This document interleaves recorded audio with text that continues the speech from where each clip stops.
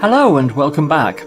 In part 1 of this series of videos we saw how a neutron star is the core of a star that remains after the rest of the star has blown itself apart in a supernova explosion. The core has been compressed by gravity into a sphere perhaps 10 or 15 miles across, consisting largely of neutronium, a bizarre element with a density so high that a teaspoonful of neutronium would weigh 4 billion tons. In part 2 we're going to start looking at different types of neutron stars. Not so long ago astronomers thought that classifying them was easy and that they could be placed in just a couple of categories. But like so many astronomical phenomena, the situation is more complex, and it's turned out not to be an easy task to pigeonhole neutron stars after all. As we're finding out, it seems there is more diversity in neutron stars than we used to think. However they behave, all neutron stars have a few things in common. They are all around the same size, with variations in size accounted for by differences in the original mass of the star which gave birth to them, which is known as the progenitor star. They all rotate, but with huge variations between the slowest rotating and the fastest rotating neutron stars yet discovered.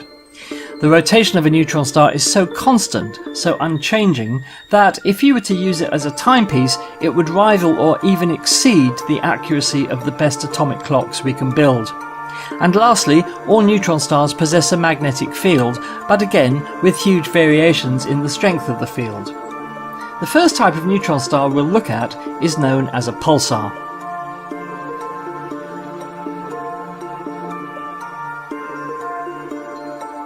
A pulsar is the name given to a neutron star where particles surrounding the star are accelerated by the intense magnetic field towards the magnetic poles, where they are focused into beams or jets of energy, which shoot out from the poles at about 70% of the speed of light.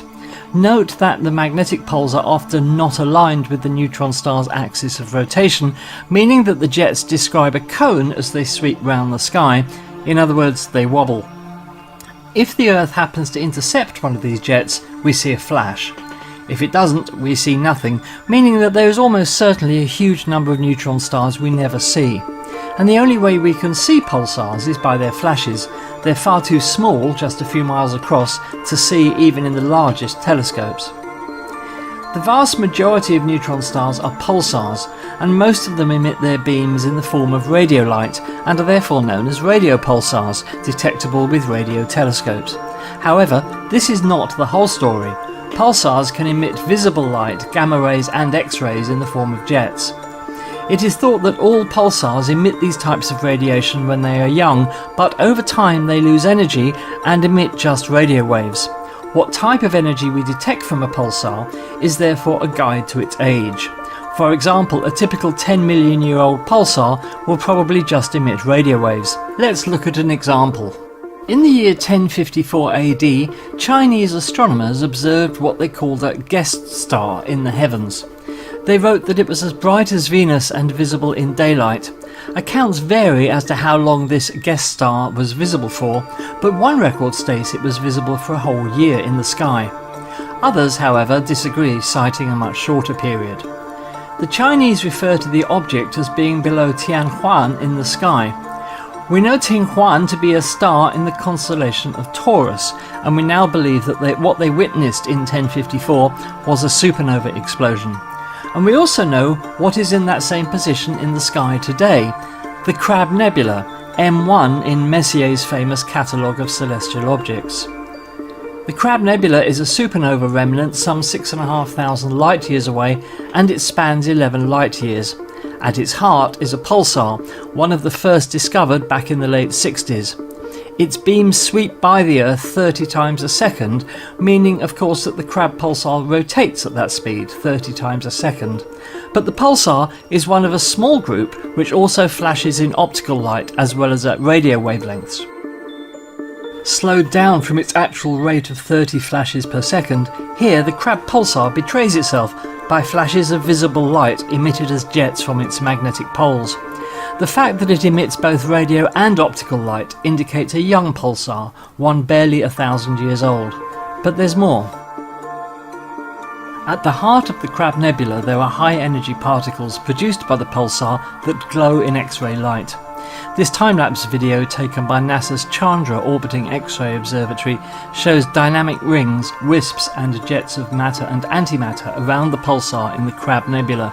The time-lapse was made from 7 still X-ray images taken by Chandra between November 2000 and April 2001. In addition, the presence of high-energy X-ray emissions in the jets shooting out from its poles marks the Crab pulsar as young.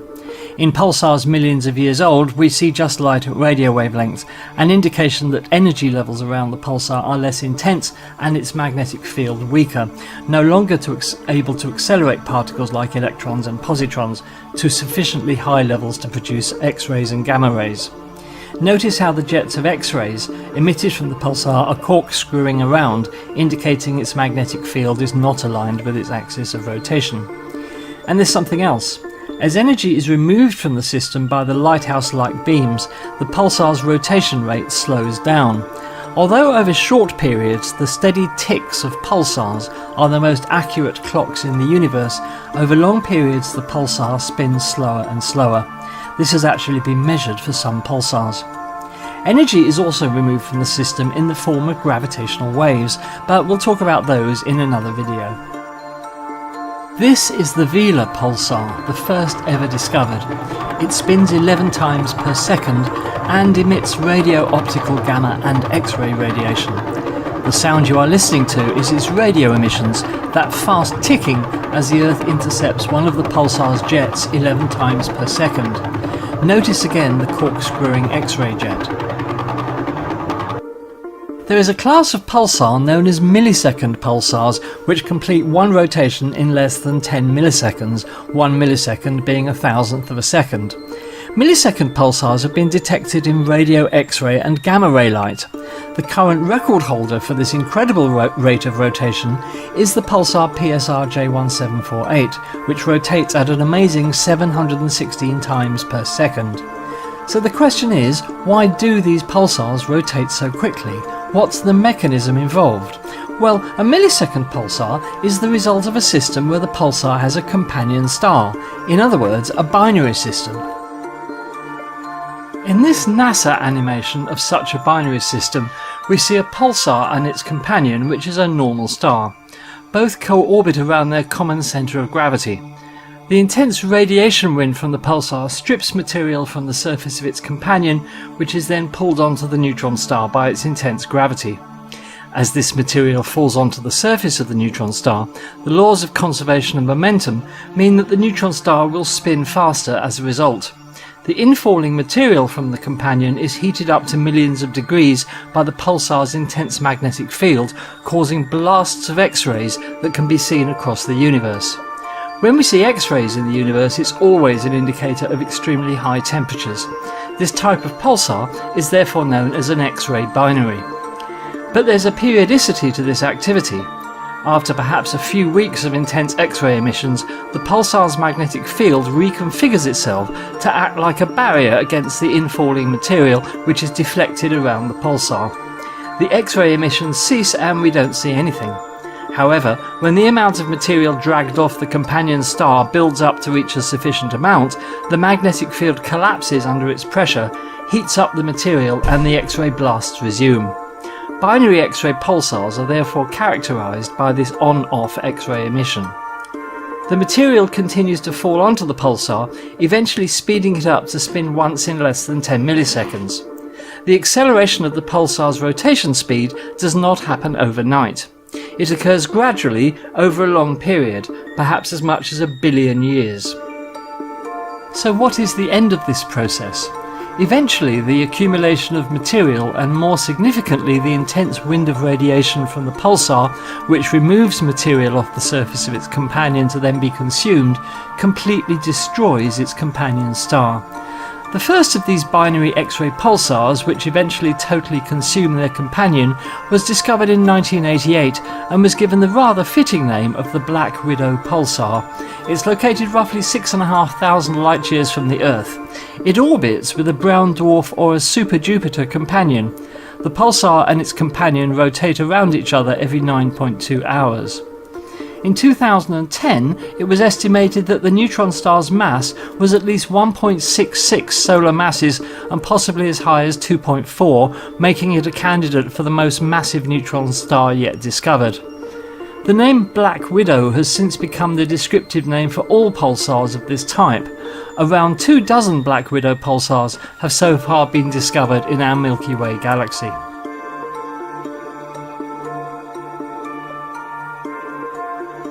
This is NISA, an experiment on the International Space Station. NISA stands for Neutron Star Interior Composition Explorer. Its goal is to observe X-rays from neutron stars in unprecedented detail so that astronomers can try and work out their internal composition.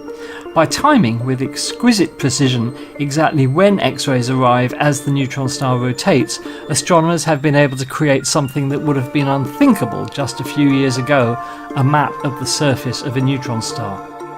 As we have seen, the conventional view of a neutron star is that its intense magnetic field is anchored at two magnetic poles, much like the Earth's, and indeed all the planets in the solar system which possess magnetic fields. Here we see that the magnetic poles are not perfectly aligned with the neutron star's geographical poles, but this is not unusual. The Earth's magnetic poles, for example, lie some distance from the North Pole and the South Pole. What is important here is that the neutron star has a north magnetic pole and a south magnetic pole located near to 0 degrees latitude in the northern and southern hemispheres respectively. This was an assumption based on the way we know magnetic fields behave wherever we have seen them generated from a body like a planet or indeed a star like our Sun. At the point where the magnetic field lines converge on the neutron star's magnetic pole, astronomers expect there to be a so-called hotspot, an area of intense X-ray release. But after a month spent processing NISA's X-ray data from a pulsar called J0030 with a supercomputer — it would have taken a desktop PC a decade to have crunched the data — astronomers finally had the first map of the surface of a neutron star, and they saw something extremely bizarre and completely unexpected. This then is the surface of pulsar J0030. The white markings are the hotspots, areas of intense X-ray release where the magnetic field lines converge. Like the astronomers, you can immediately see that something is wrong. In the right-hand image there are not 2 but 3 hotspots. The 2 images here represent data acquired at different times, but in both it is clear that if the white spots do indeed represent the pulsar's magnetic poles, all 3 of them are in the southern hemisphere. And why are there 3 in one image but not in the other? In addition, one of the 3 hotspots is an elongated crescent-like feature, hence not really a spot. If it is a magnetic pole, it's unlike anything we've seen or even considered. If all 3 of the hotspots are magnetic poles, that would represent the presence of a magnetic field which is frankly bizarre and complex beyond our understanding at the moment. What does all this mean? Nobody really knows. But recently there has been an intriguing suggestion that we've been looking at things backward. Instead of the hotspots being caused by magnetic field lines converging on the surface, the hotspots are being generated from within the interior of the neutron star, welling up to the surface and then somehow attracting the magnetic field lines to them. If true, the NISA instrument is really living up to its purpose and telling us something important about what's going on inside pulsar J0030. But for now, this map of the surface of a neutron star is truly enigmatic and mysterious. Maps of other neutron stars will be needed in order to understand just what we are seeing. Well, that brings us to the end of this video about pulsars. We've only really scratched the surface here, but I hope you've enjoyed this introduction. Next time, we'll be looking at what is undoubtedly the weirdest type of neutron star, the magnetar. If you thought pulsars were strange, you've not seen anything yet. Please don't forget to like and subscribe. We'd love to keep bringing you more videos like this one, and only by you supporting us can we make that happen. Thank you so much. Don't forget the Space Oddities live programme on Mondays at 8 PM UK time for the latest astronomical news, discussion and chat. Until then, this is Andy of Space Oddities wishing you all the best. Until next time, bye bye.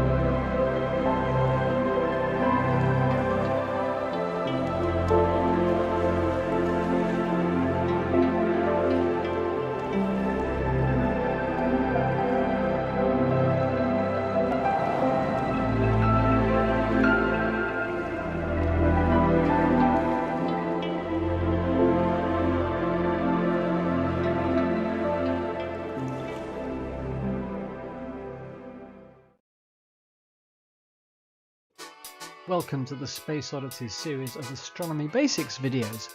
In this video we're going to be asking the question, what is a magnetar? A magnetar is the most magnetic object known in nature, a type of neutron star with an extremely powerful magnetic field. The magnetic field of a magnetar can be up to 100 trillion times stronger than the magnetic field of the Earth. A magnetar at the distance of the Moon could pull the keys from your pocket or wipe the magnetic strip on your credit card. If you approached a magnetar to within 600 miles of its surface, its magnetism would, quite literally, dissolve all the atoms in your body, leaving you as just a cloud of electrons and ions.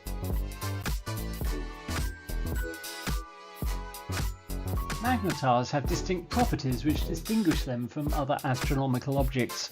They are a type of neutron star, but with a few differences. They're very dense. A magnetar has a mass about 1.4 times that of the Sun, but it's only about 20 kilometers in diameter. They're very hot. The surface temperature of a magnetar can be up to 100 million degrees Celsius, and magnetars are very fast rotating. A magnetar can rotate once every few seconds. However, although magnetars are very similar to a typical neutron star, a magnetar can emit up to 100 times more energy. So how do magnetars form? Up until very recently, it was believed that magnetars are the result of a red giant star ending its life in a supernova explosion, leaving behind its ultra-dense core. In other words, a magnetar is a neutron star, much the same as others, but with the addition of an incredible magnetic field. However, recent research seems to suggest that in fact magnetars may not result from red giants at all, but from another, rare type of star.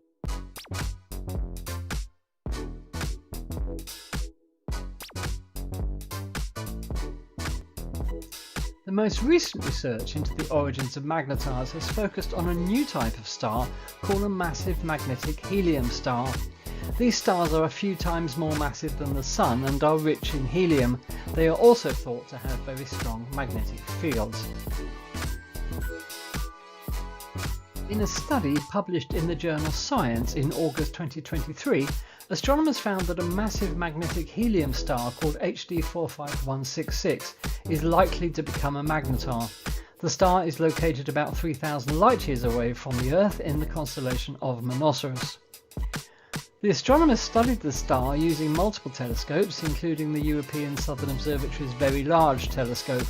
They found that the star has a mass of about 3.5 solar masses and a surface temperature of about 20,000 degrees Celsius. Astronomers believe that massive magnetic helium stars must be rare, because to date only around 30 magnetars have been discovered in our galaxy. However, as yet astronomers know little about these strange stars and the process whereby they form magnetars, if indeed that's what they do, which is by no means certain at the moment. Far more research is needed to establish why these stars have such strong magnetic fields in the first place. Magnetars and fast radio bursts. Fast radio bursts, or FRBs for short, are bright bursts of radio waves that come from distant galaxies all over the sky, their distribution seemingly random. They typically last for just a few milliseconds and can carry more energy than the Sun puts out in a year. They are incredibly mysterious and their origin is still unknown. However, there is growing evidence that magnetars may be the source of FRBs. There are several lines of evidence that support the link between magnetars and FRBs. First, the timescales of FRBs and magnetar outbursts are similar.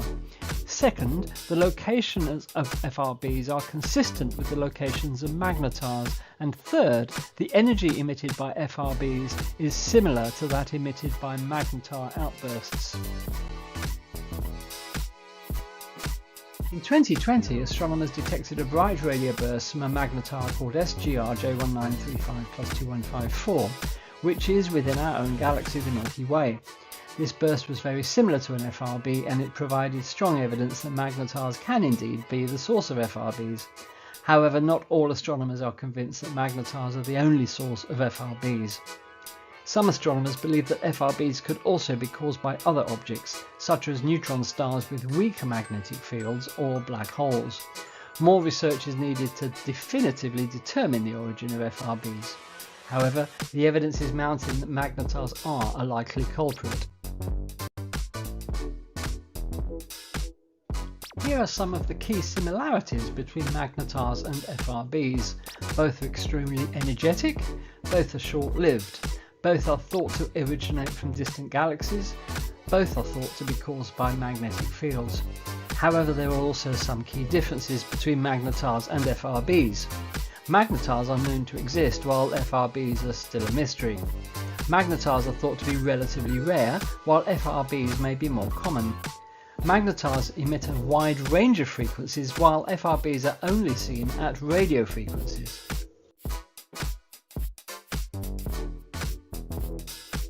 The link between magnetars and FRBs is a hot topic of research in astronomy. As more FRBs are discovered and studied, scientists will be able to better understand these mysterious objects and their origins.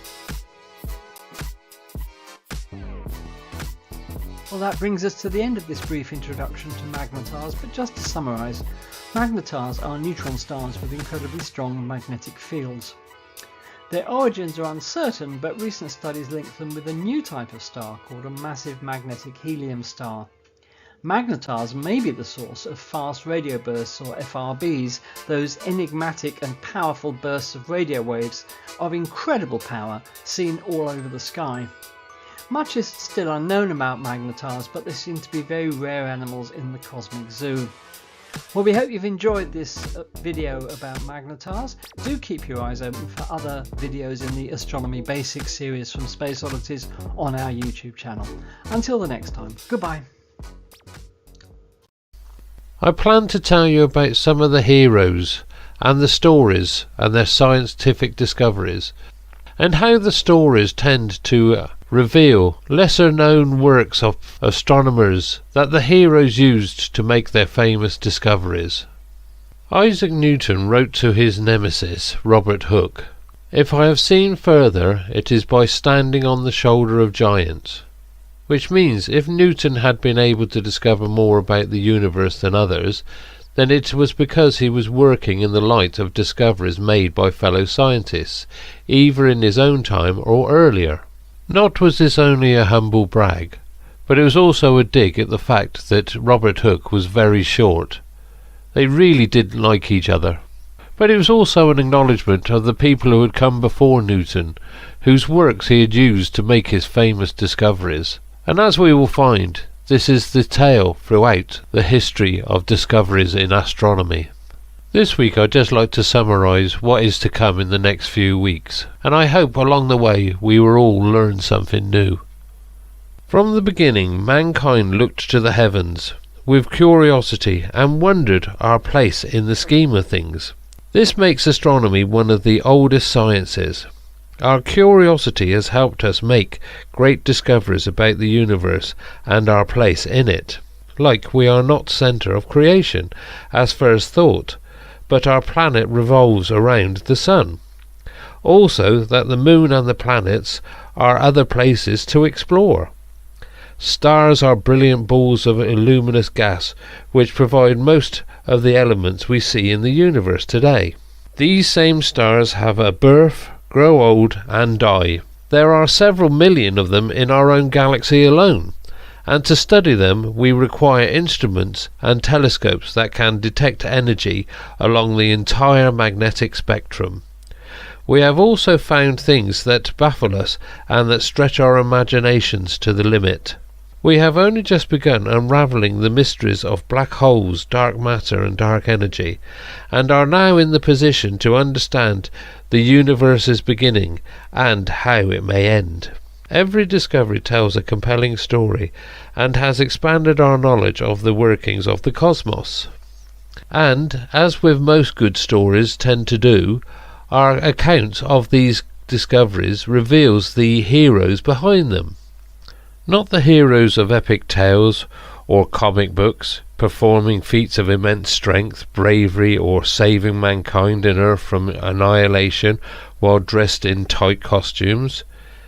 Everyday heroes are people who spend their time trying to help others in distress or injured. People who try to improve the environment for everyone. When we think of heroes of astronomy, we tend to think of heroes of classical literature and of science. Generally lone men who persevere against the odds in pursuit of a definite goal. People like Edwin Hubble, Albert Einstein and Carl Sagan. They asked, how did we get here? How does the universe work? And are we alone? These men captivate our imaginations. But the stories of these men and their achievements are far more complex than at first appears. Take Edwin Hubble. Most of us know his name due to the Hubble Space Telescope, but he did not have any part in its conception or building. Hubble is most famous for discovering that our universe is expanding, but he could not have achieved this without his groundbreaking discovery that galaxies existed outside our own galaxy, the Milky Way. Something he could not have done without the pioneering work of a lesser-known hero, Henrietta Swan-Leavitt. Also, his work was done using one of the best telescopes built by telescope maker and astronomer George Ellery Hale. Other astronomers, including Vesto Slipher, also observed signs of an expanding universe. Hubble's work also coincided with similar work done by Belgian priest and physicist Georges Lemaitre. So, full credit for the discovery of an expanding universe is hotly debated to this day. Was it Hubble, Slipher or Lemaitre? As for the space telescope that bears Hubble's name, it was originally imagined by Lehman Spitzer and brought about by Nancy Roman and repaired by astronauts in low Earth orbit aboard the Space Shuttle Endeavour, and is still working today. In short, Hubble did make great contributions to astronomy. The telling of his story has evolved to include the amazing feats of a wide variety of other lesser-known heroes. Astronomical discoveries have been made with the advancement of telescopes, the astronomer's invaluable tool. From Galileo, who first turned a telescope to the night sky and recorded what he saw, to George Ellery Hale, who developed new methods to improve and build bigger telescopes, and finally to the giant telescopes we use today. As telescopes got bigger and better, the more discoveries were and are made. Most of the knowledge we know today about the stars and how they work began with the groundbreaking work of a group of women astronomers known as the Harvard Computers. Women employed by the Harvard College Observatory to process and analyze the cutting-edge astronomical data of the era. Women like Annie Jump Cannon, Wilhelmina Fleming and Cecilia Payne-Kapotchkin, who made some of the most foundational discoveries about the stars in the history of astronomy. They developed methods of classifying stars that are still used today. They discovered that stars are mainly composed of hydrogen and helium, and they also broke down barriers for women in astronomy. One Harvard computer, Henrietta Swan-Leavitt's discoveries, have ramifications that are still shaping astronomy today. She discovered Cepheid variables, stars whose rate of pulsation is directly correlated to how bright the star appears. May seem a small thing, but Cepheid variables wound up drastically altering our picture of the universe. By measuring these stars' pulsation rates and determining how bright they should be compared to how bright they appeared, Leavitt had given us a new and powerful tool for measuring the distances to faraway objects, and her work directly led to Edwin Hubble's discovery of galaxies beyond our own. Hubble's most indelible contribution to astronomy was a famous and deceptively simple equation describing the expansion of our universe. However, as with many details of our universe, the discovery isn't as simple as it seems. We will learn about the Belgian priest and the astronomer Georges Lemaitre, who had published a similar result several years earlier, as well as other physicists and astronomers who had speculated about an expanding universe, based on implication of Einstein's general theory of relativity, that were still being explored. Hubble's famous equation is a source of continued debate as teams of astronomers engage in a century-long mission to determine the exact value of this equation's constant, the so-called Hubble constant, and to work to reconcile different observations into a single answer that can best explain the expansion of the universe. Hubble's legacy also lives on in the space telescope that bears his name. The heroes of the Hubble Space Telescope range from astronomers who dreamed of space telescopes long before humankind even launched its first satellite, to the NASA personnel who tackled daunting scientific and bureaucratic hurdles to make the telescope a reality, to the astronomers who opened and sharpened the telescope's eyes, to the teams of scientists today that have kept the telescope running and making remarkable discoveries for over 30 years. It is also important to remember that astronomy involves much more than the light we can detect with our eyes.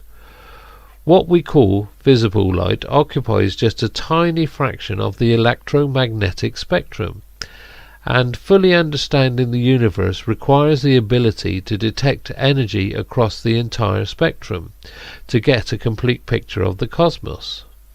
Hopefully we'll learn how over in the radio regime at wavelengths far too long and energies far too low to be detected with our eyes, physicist Karl Jansky made a groundbreaking discovery in 1932 when he became the first person to detect radio waves from space while working at Bell Labs.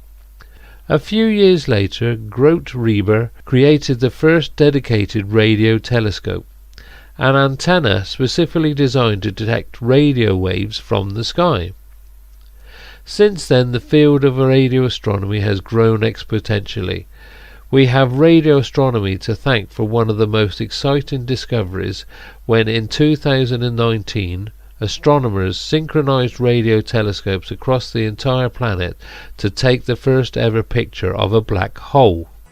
Another radio telescope at Bell Labs also made an incredible, if accidental, discovery in 1964. It detected the cosmic microwave background, the faint leftover remnant of the Big Bang, observable as a quiet but persistent hiss in the background of the telescope's data. This radio signal from the birth of the universe led to a Nobel Prize for its discoverers, Arno Penzias and Robert Wilson. Today, several dedicated space telescopes have been launched to study the cosmic microwave background, and teams of scientists are focused on collecting data from the universe's earliest moments in the hopes of explaining how space and time have evolved to what we have today.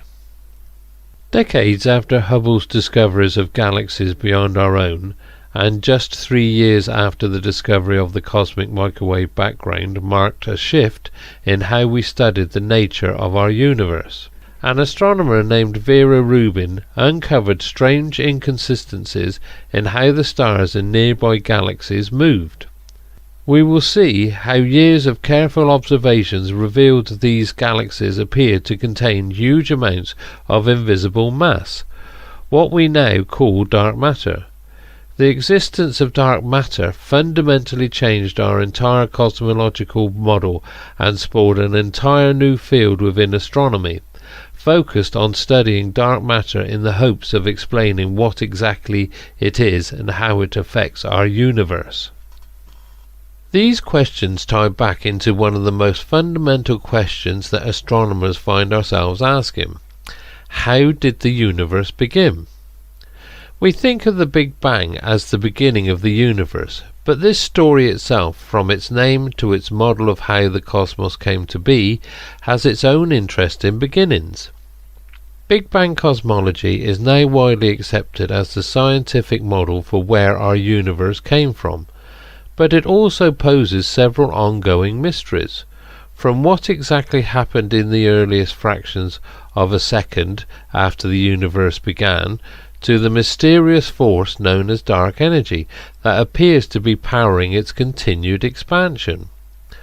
Finally, where does the Big Bang ultimately leave us?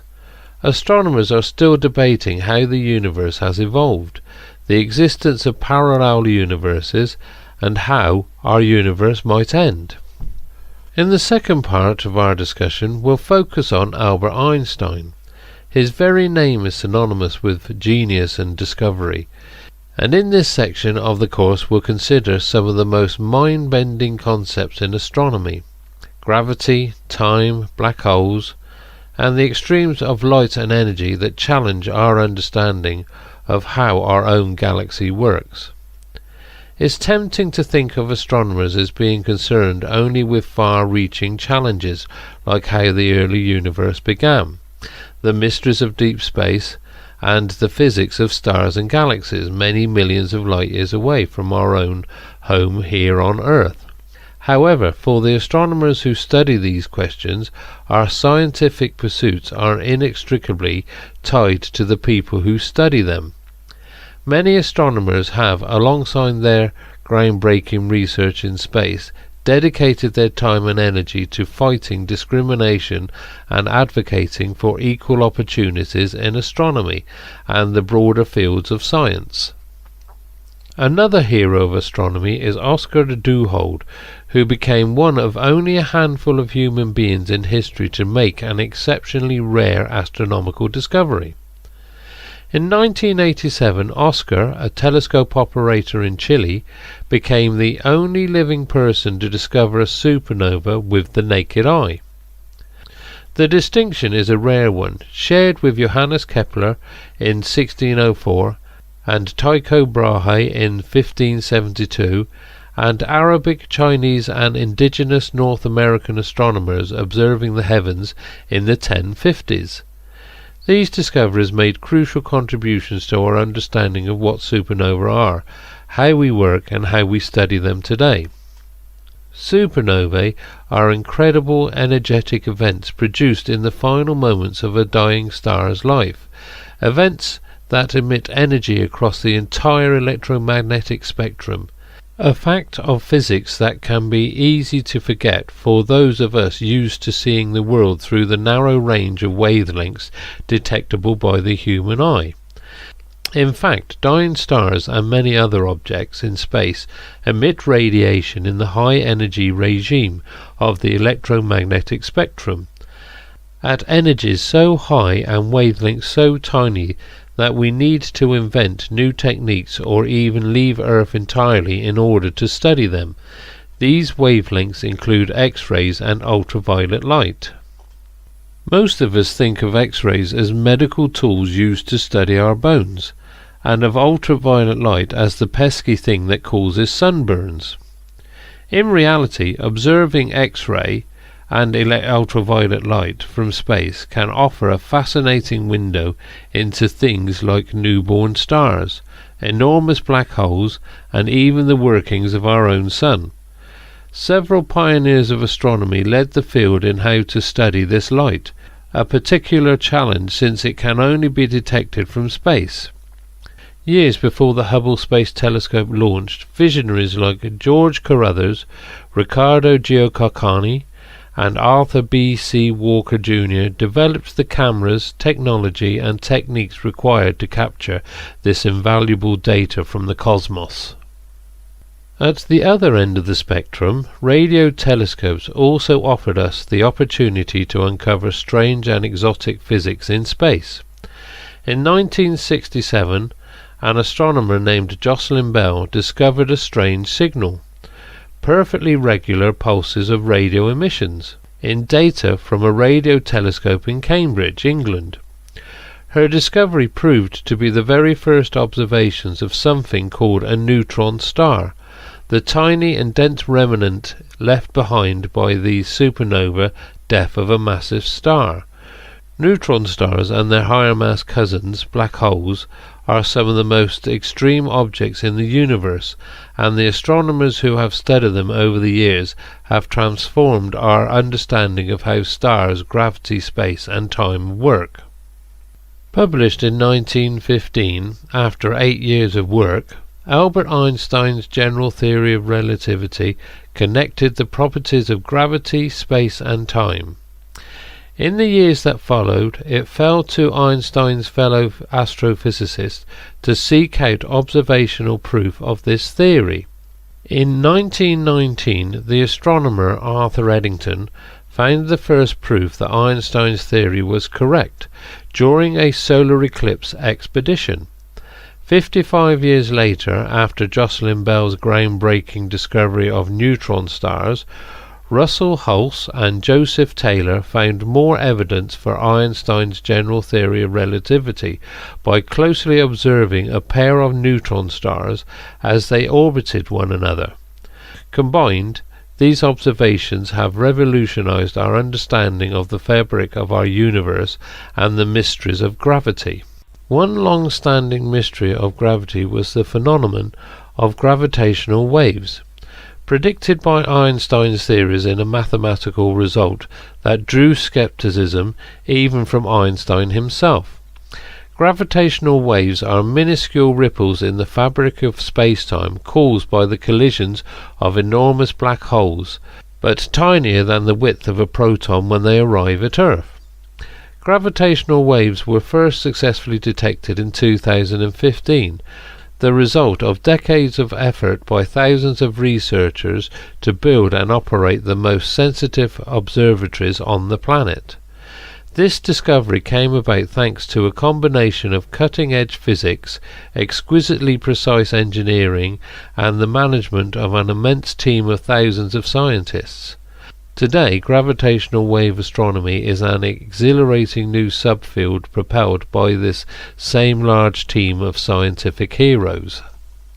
With phenomena like gravitational waves, supernovae and other transient events happening all over the cosmos, it's become clear that astronomers need to keep a constant watchful eye, or many large eyes, on the sky. However, capturing a brief flash of a supernova or the motion of a tiny comet or asteroid across the immensity of the night sky is no small task. Since the 1960s, teams of innovative astronomers have taken on the Herculean job of surveying the entire night sky, using a diverse array of telescopes and tools to painstakingly catalogue everything that we can see. Early efforts included surveys of the northern sky using endless stacks of photographic plates and ongoing observations by large networks of amateur astronomers, willing to dedicate their backyard observatories to long and detailed studies of anything that might be changing in the night sky. Today, teams have launched space telescopes designed to observe every star in the entire Milky Way galaxy, and a groundbreaking new telescope in the southern hemisphere that will soon begin a 10-year-long campaign to continuously photograph the entire sky every few nights. With so many large and heroic teams conducting all-sky surveys and achieving marvels of engineering to study gravitational waves and put telescopes into space, it can be easy to imagine that the whole planet shares this dedication to astronomy research. That said, the big question of the universe can easily start to seem quite remote and small when faced with the many challenges of day-to-day life here on Earth. More than any other science, communicating the discoveries, importance and the wonder of astronomy to the rest of the world is a crucial role for astronomers if we hope to continue studying the cosmos. Carl Sagan was the first and the most famous astronomy ambassador of the modern age, and many other heroic efforts have been made to advocate for astronomy research and increase public enthusiasm for science. Sagan was also a specialist in studying our own solar system and imagining solar systems beyond our own. In this final section of our talks, we'll look at the science of our own cosmic backyard and learn about the heroes who are studying our potential neighbours in the universe. One clear and immediate connection between the mysteries of space and life on Earth are asteroids and comets, the small citizens of our own solar system that might one day come close, perhaps even a bit too close, to our home. Finding and studying nearby objects like these is a crucial part of understanding our solar system and the fate and history of our planet.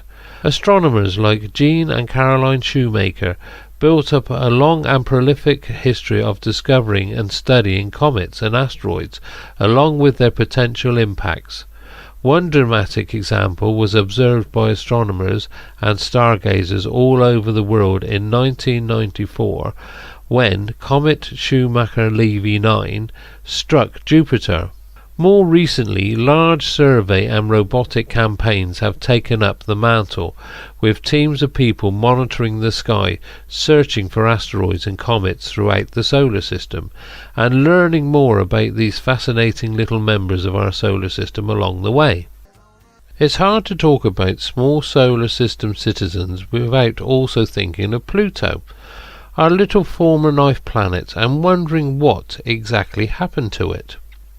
The astronomical heroes, or maybe anti-heroes, behind Pluto's journey from discovery to demotion span more than 70 years.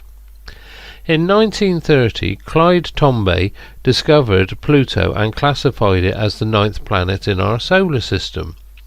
In 1960, Julio Fernandez predicted that an enormous and crowded belt of smaller rocky objects should surround the outside of our solar system, just at and beyond Pluto's orbit.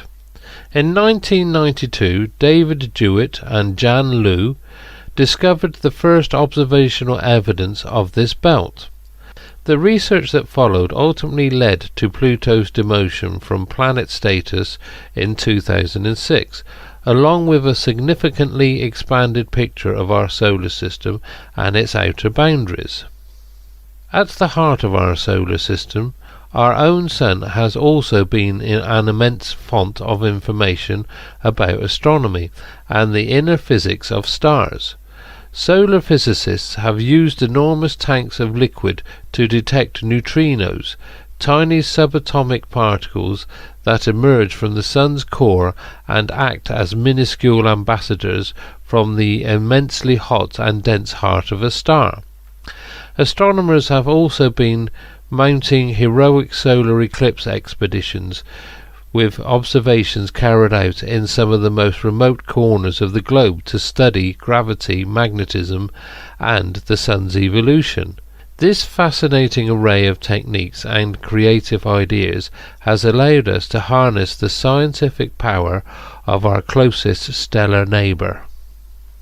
For years, astronomers imagined other stars like our Sun potentially hosting other distant solar systems.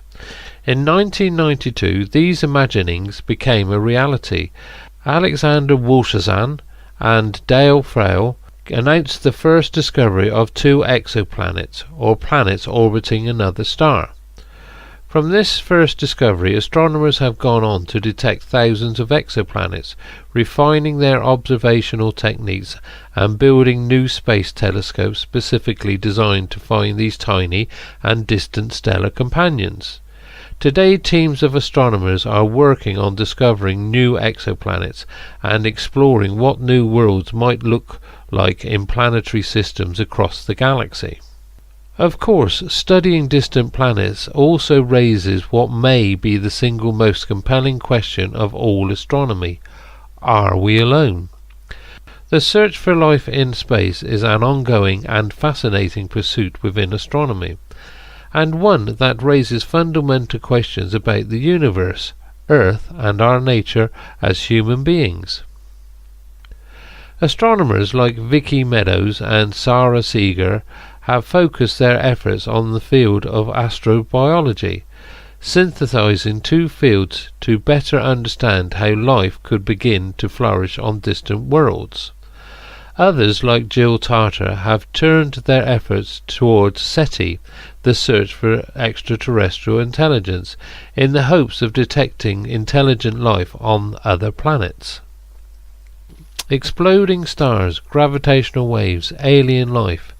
The astronomical mysteries of today and tomorrow ask big questions, and answering them will require big telescopes, big dreams, and a new generation of astronomical heroes. In the next decades, enormous new ground and space-based telescopes will begin operating. These facilities are set to change the face of astronomy, offering new and powerful tools for observing nearby asteroids, strange stars, and distant galaxies.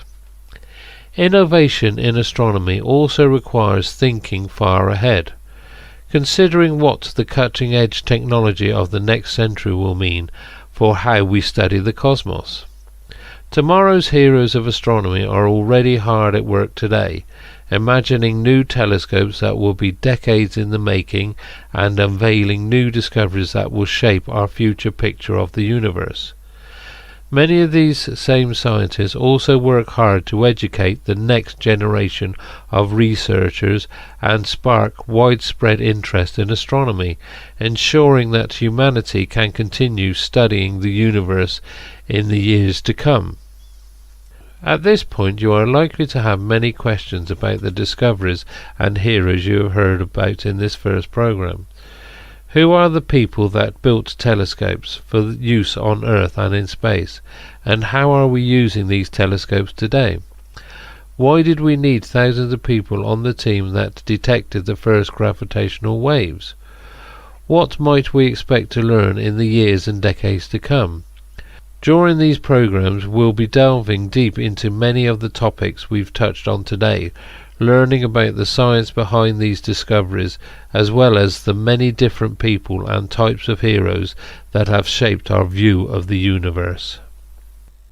Slight break in transmission. We should now be on the official stream that we've set up. Sorry about the technical problem there. Anyway, so yes, I mean the geology of this area is a history of billions of years, uninterrupted. So it will be really interesting to see what's there. That whole landscape is extremely looks very strange and haunting and mysterious. You can see it behind me. But this is where NASA are planning to land Artemis 3 at the end of 2025. And as we were saying the other night, there are lots of other missions that are planned to land here as well. China, South Korea, other countries as well are planning to sort of zero in on the South Pole to investigate it and see if they can actually try and sample the water that is meant to be here, if all of the orbiting spacecraft have got it correct, which they seem to do. So here we are. So we're just a few minutes now before the landing. As you can see, mission control there in India, and I can see figures on a screen there, but I'm not quite sure what they represent. Yeah, they've actually almost looked as though they've got a camera pointed at the moon. Yes, it in does. One of the screens there. It does, doesn't it? In the middle, Yeah, it looks like there's a camera pointed at the moon. Yeah, in which case, it's moving, still at some considerable altitude. I'm just trying to work out from those figures. There's a 30 there. Would that be kilometers? Maybe, I don't know. But also progressing well. Let's just listen in for a moment to see whether we can work out what's happening.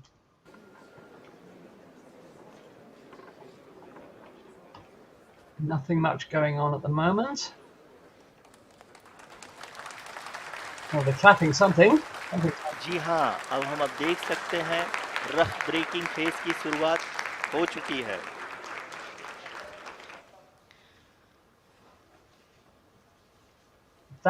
During this rough braking phase, the lander velocity shall be brought down from 1680 meters per second to 358 meters per second.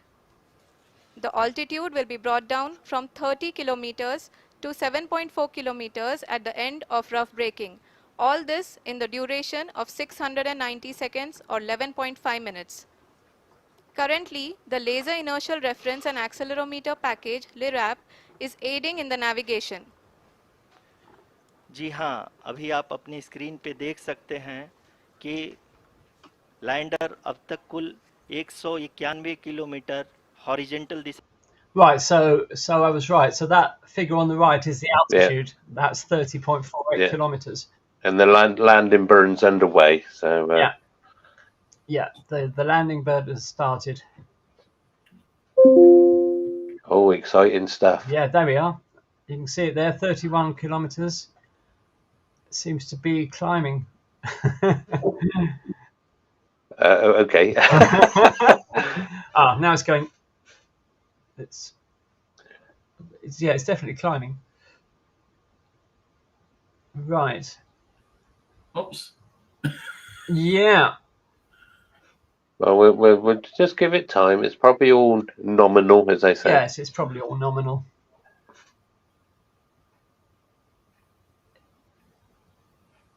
So, Well, it has survived this far, which in itself is a great achievement. yeah, well, it's been quite a long project because it launched. When did it launch? Was it the 14th Yes. of July? Yes, it was the 14th. Yeah, launched on the 14th of July. It entered translunar injection was on the 31st of July. So it'd been round, already for quite a long time. It took it a while getting there. Mm. And then since then it went into a very large elliptical orbit. And since then it's been performing lots of maneuvers, bringing it closer and closer to the, I was going to say the sun, the moon. So that's till we got to this position today. Hopefully, fingers crossed, everything goes fine for them. We need some good news. I can actually see on the screen there they've got what looks like lunar images. Yes. So they've taken this panel. Oh, there we are. I'll just say that the actual trajectory from the Earth to the Moon was achieved by subsequently raising orbits of the Earth until the spacecraft reached the gravity of the Moon influence and the influence of the gravity of the Moon, and then slowly did more orbits of the Moon to get down to the position where they needed to be to do the landing burn. So it was all done through different, raising and lowering orbits, basically. Yes. Yeah, because that took 10 days. Exactly. It did five individual maneuvers, slowly, as you said, Michael, raising its orbit before it actually left the Earth's gravity on this way to the moon. So yeah. So I suppose you could say it's an efficient way, but in fuel wise, if you like, but not in time.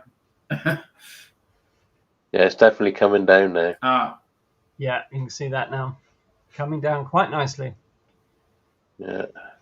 With the horizontal velocity decreasing. Yeah. And the vertical velocity, of course, increasing as it descends. Yeah. That's in meters per second. Yes. So it's moving at quite a bit of a speed at the moment. Absolutely. But, if you look at the graph, it's about to start the real descent. I like the way on that image just then it said rough braking. Yeah. It's like it's thrown out an anchor or something. Yeah. Yeah.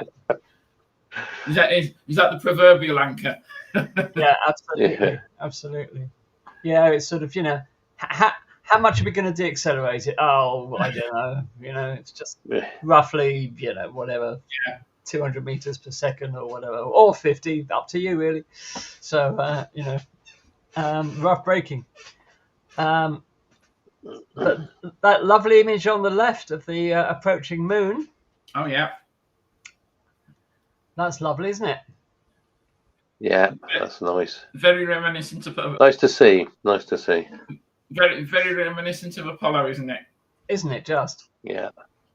I mean, because the images when it actually reached the moon and it did its first flyby, Yeah. they were crystal clear. They were They fantastic. were.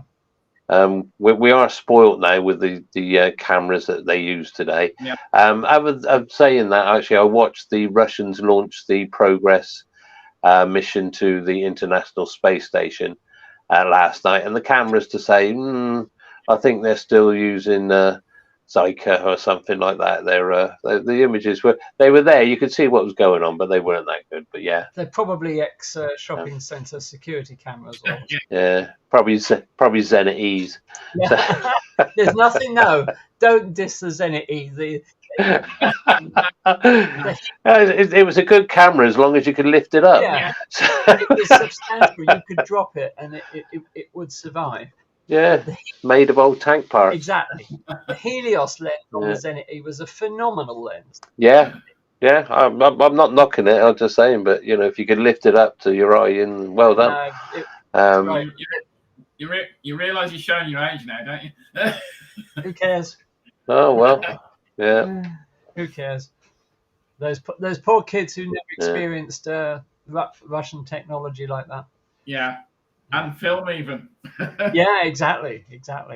Yeah, no, it was good. Ian's asking in the chat who's filming the video of the lander.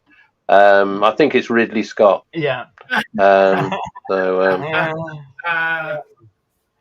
Yeah, I haven't had a look in the chat. Hi guys. Hello Graham. Hello Ian. Hello Astronobulae. Nice of you to join us. Steve's there as well. And Steve's here. Yeah, Steve as well. Gerard's here as well in the world. Hello, Gerard in the world. Hope the weather's good. Facebook user says, I came upon this by accident. Very lucky. Well, we are so glad that you did, Facebook user. And don't forget, if you want to tell us your name, you'll have to do so in your messages because we just see you as Facebook user, unfortunately. And we'd rather be a little less formal. Mm-hmm. So here we are. So we're just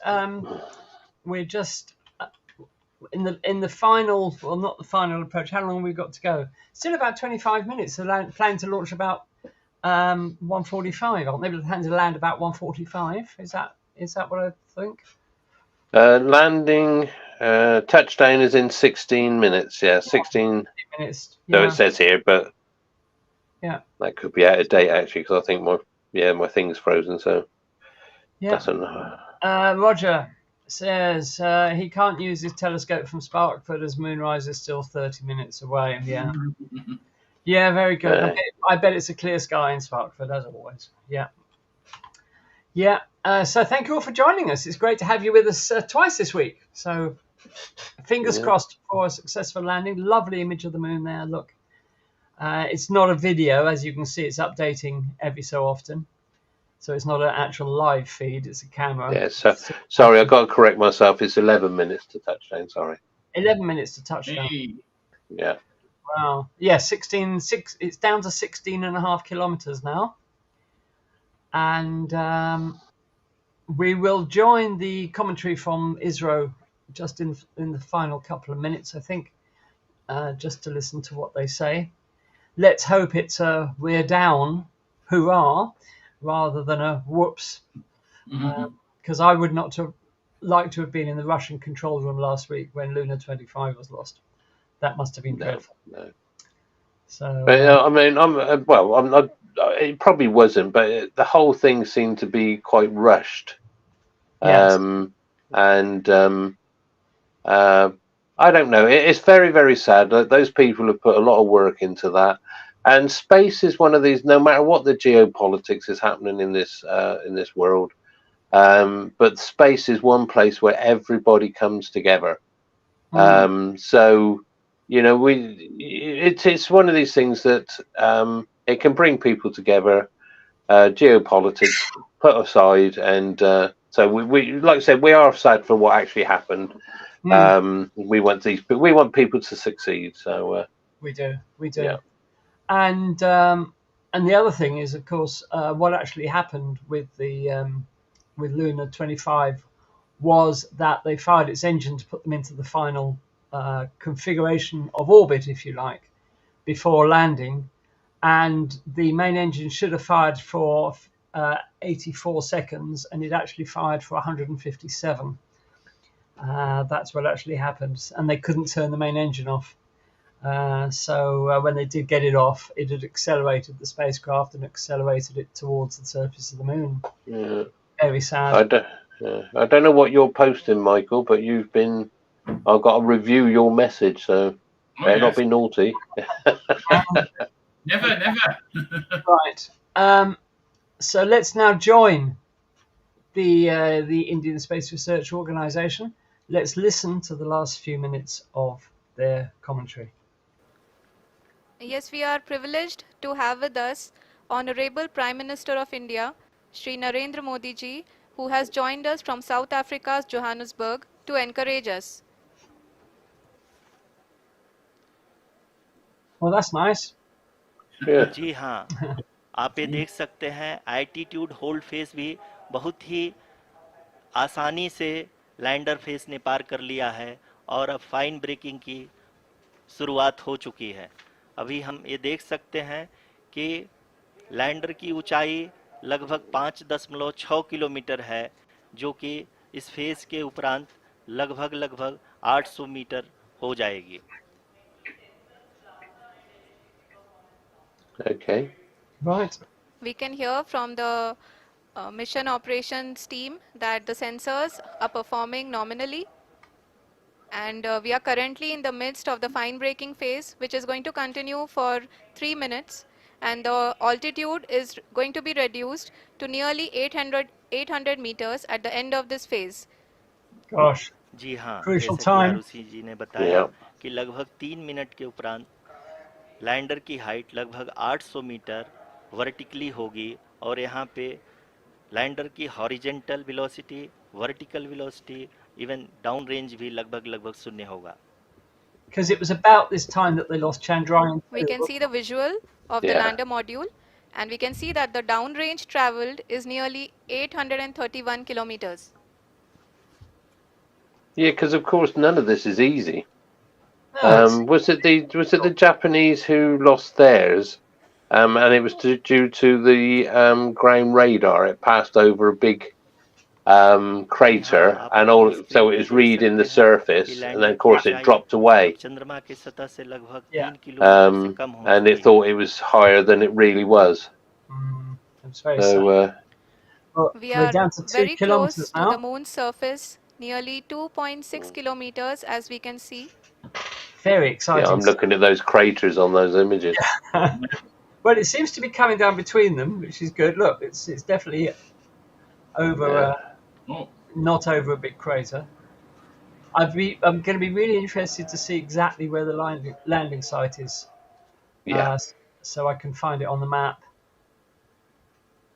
The Prime He Minister looks a bit stern, ji doesn't he? हाँ, Yeah, he अभी looks a आप bit देख stern. सकते हैं intense. कि lander की ऊंचाई लगभग 1 किलोमीटर के आसपास है।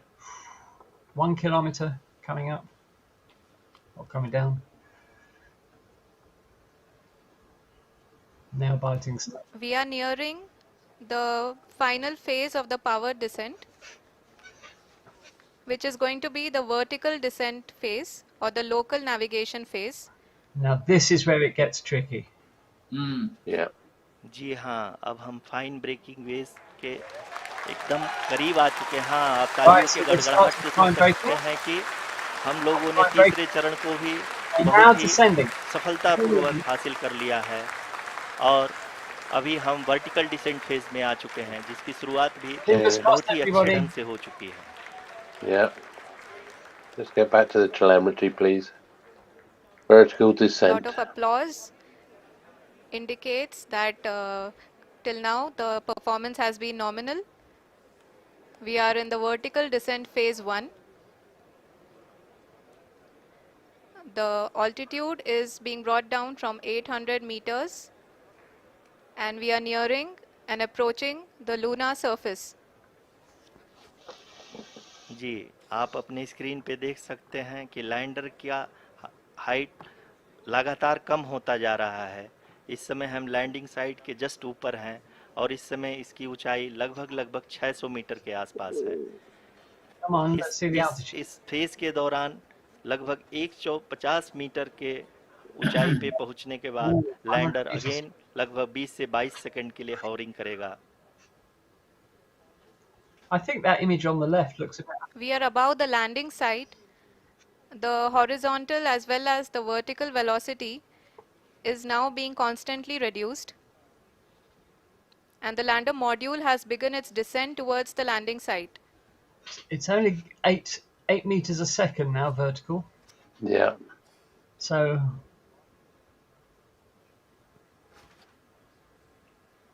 Ooh. जी हाँ, आप अपने स्क्रीन पे देख सकते 6 हैं meters a ये जो second, पथ 5 निर्धारित meters. किया गया So है, it's लैंडर slowly. पूरी तरह से उसी को ही फॉलो कर रहा है।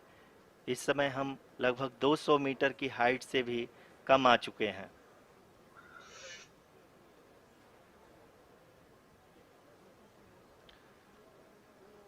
अब हम ये देख सकते हैं कि हम लगभग 150 मीटर की ऊंचाई पे हैं चंद्रमा के सतह से। That's not looking good. The vertical velocity is dropping off. We are approaching the vertical descent phase 2, which will have the lander module hovering at nearly 150 meters above the lunar surface. जी हाँ, आप इस तालियों के गड़गड़ाहट को सुन सकते हैं, जो कि सेकंड हैवरिक फेज के कंप्लीट होने के बाद इन सारे वैज्ञानिकों के retargeted. But I thought they were going to go into negative figures then. Yeah. जी हाँ, आप अगर फिर से ध्यान से देखें तो एल्टीट्यूड पुनः कम होता जा रहा है। अभी हम लोग लगभग 135 मीटर की ऊंचाई पे हैं। Oh, they're taking it very easy. The sensors that are updating at this point are providing confirmation of the safety of the landing site. As expected, the retargeting is going on, and this is a very good signature for the lander. अभी आप ये देख सकते हैं कि lander की ऊंचाई लगभग 65 मीटर के आसपास बची हुई है। I see we have Dave Galvin in the chat. Hi Dave, nice to see you. Currently only 2 engines are now being fired, and we are nearly at 0 velocity, vertical and horizontal. We were hovering and now we are approaching the moon's surface. Right, so they've retargeted. धीरे-धीरे lander की वेगमान को कम किया जा रहा है और हम अब लगभग 50 मीटर से भी कम आ चुके हैं। Very nice maneuvers being carried out here. We can see the Honorable Prime Minister, Very delicate, Shri isn't it? Narendra Modi ji, Very delicate. who is here to encourage us, and he is critically looking at the visuals. Go Chandra. Go Left Chandra. a bit, left a bit, left a bit. Up your end, down a bit.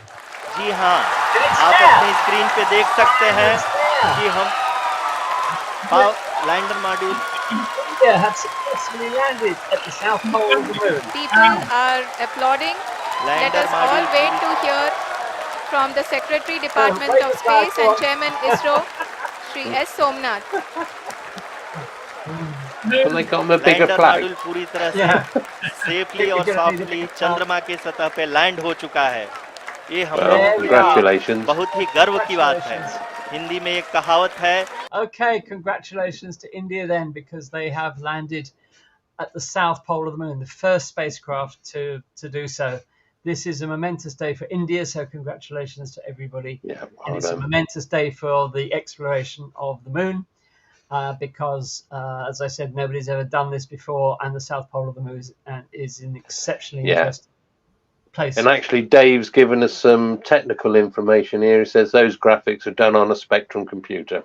So, They probably were, Dave. Yeah, they probably were. Yes, indeed.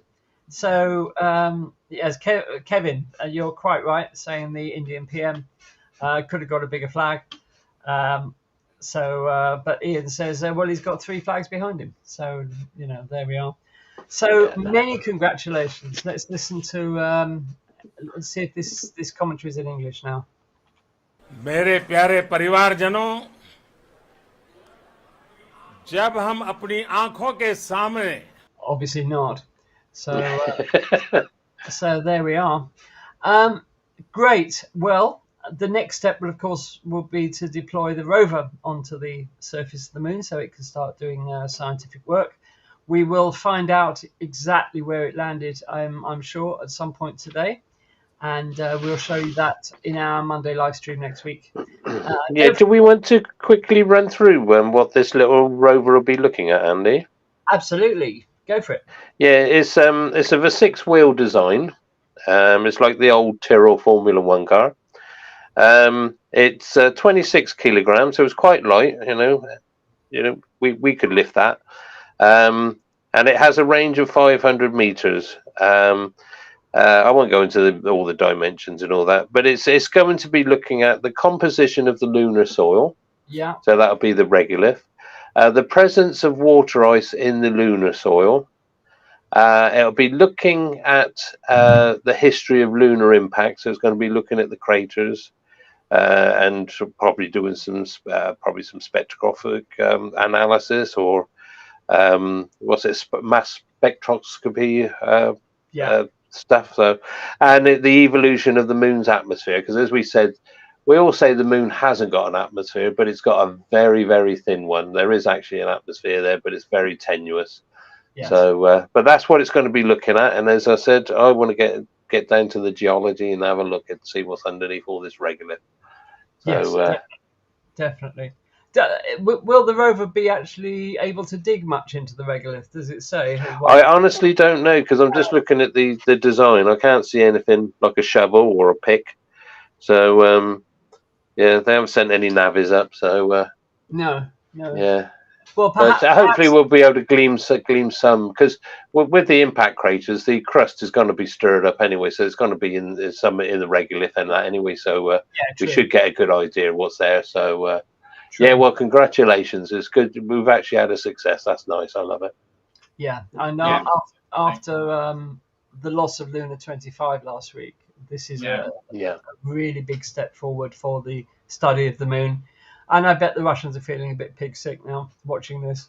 So commiserations to the Russians. Well, it's as you said on Monday, the Russians have, not just because of that failure, they've said that they've really got to go back to basics and totally redesign. I did see a image of then what they're building as a new capsule, and it's totally different. It's almost a bit like what SpaceX are using.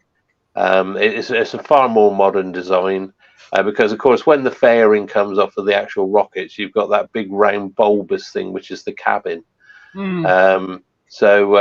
Yeah, but they're going towards the more traditional what we see with the Americans and everybody else. So they're going back to the drawing board and they're going to start from scratch. And more power to their elbow. Let's just hope they can sort themselves out.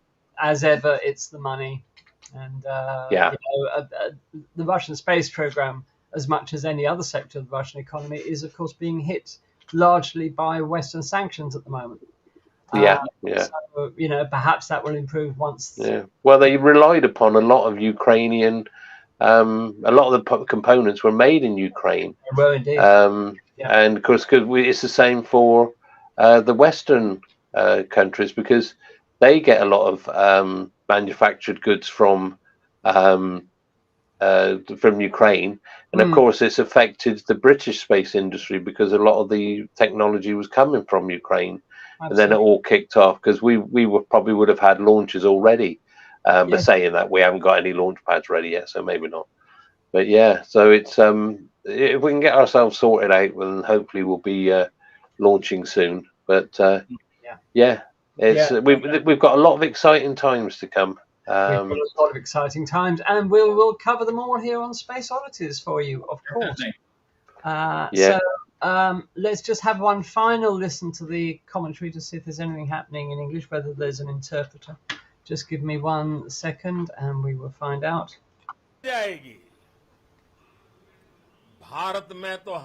No is the answer to that. So so there you are. So I think that will just about bring our broadcast today to a close. Thank you so much of you who've dropped in to watch this. I see we've got 39 people watching at the moment, so that's very good of everybody to watch. Yeah, for a Wednesday afternoon. For a Wednesday afternoon, that's wonderful. Next Monday we have as a very special guest the astronaut Scott Potteet, who is the pilot of the upcoming Polaris Dawn mission, which is due to launch no earlier than last quarter this year. an exceptionally pioneering, innovative space mission. Find out all about it on Monday when Scott joins us. If you have any questions for him, of course, you're more than welcome to ask. And we will look forward to having Scott as a real-life astronaut as our guest. He was originally meant to be with us in July, if I remember rightly, but due to one commitment or another, he's been unable to. So we're hoping he's able to join us next Monday. And we shall look forward to receiving him as our very special guest. It should be really interesting. So we'd like to thank you all for being with us this afternoon. Many congratulations to India for a spectacular and safe landing on the south pole of the moon. Can't wait to see the images, and they should be absolutely epic, and we will find out before then exactly where it landed. Just before you go, Andy, Astro Nebula says, looks like you've aged a bit, Andy, but I like the three flags behind you. Well, this is what spaceflight coverage does to you. It gives you premature aging. So yeah, let's just kill that. So that's a bit close as well. So let's put us back. There we are. So yeah, thanks guys. Thanks a lot for being here. We do appreciate it. Wonderful. Yeah, nice seeing you all. And nice seeing you all. And we will see you on Monday with the astronaut Scott Petit. So take care of yourselves. Have a fantastic week and weekend. And we'll see you on Monday, 8 o'clock UK time, as always. Yeah. See you all. Bye for now. Keep looking. Okay. Thanks, Andy. Yep, this is Euclid, the next European Space Agency Space Telescope, as Andy said, subtitled Exploring the Dark Universe. Okay, I'll do that. So, what is Euclid?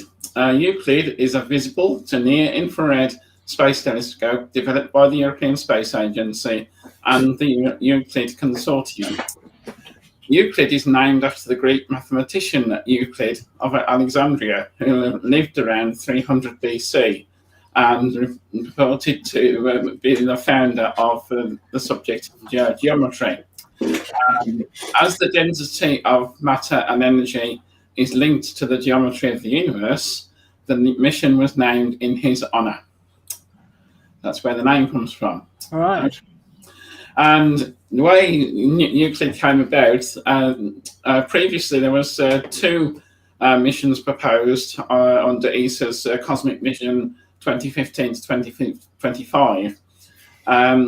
The first one was Dune, the Dark Universe Explorer, and Space, the Spectroscopic All-Sky Cosmic Explorer. They work so hard on these acronyms, don't they? Yeah, exactly. Both missions proposed complementary techniques to measure the geometry of the universe, and after an assessment study phase, a combined mission resulted. Euclid was selected by ESA's Science Programme Committee for implementation in October 2011, and in June 2012 it was formally adopted. So that's how it came about. Right. So the mission is to explore the composition and evolution of the dark universe. The Space Telescope will create a great map of the large-scale structure of the universe across space and time by observing billions of galaxies out to 10 billion light years and across more than a third of the sky. Euclid will explore how the universe has expanded and how structure has formed over cosmic history, revealing more about the role of gravity and the nature of dark energy and dark matter. Okay, the construction, the Space Telescope was built by Thales Alenia Space in Italy. And Euclid is 4.5 meters long with a diameter of 3.1 meters and a mass of 2,160 kilograms. Okay, just a little bit of science, not a lot, because I don't fully understand it myself. So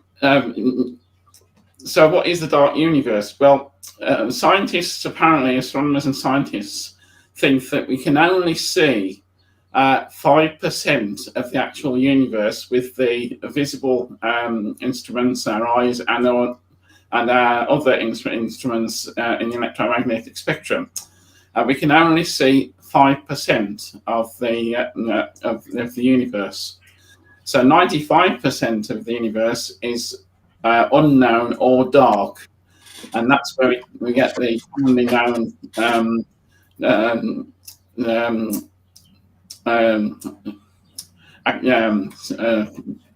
sorry about that.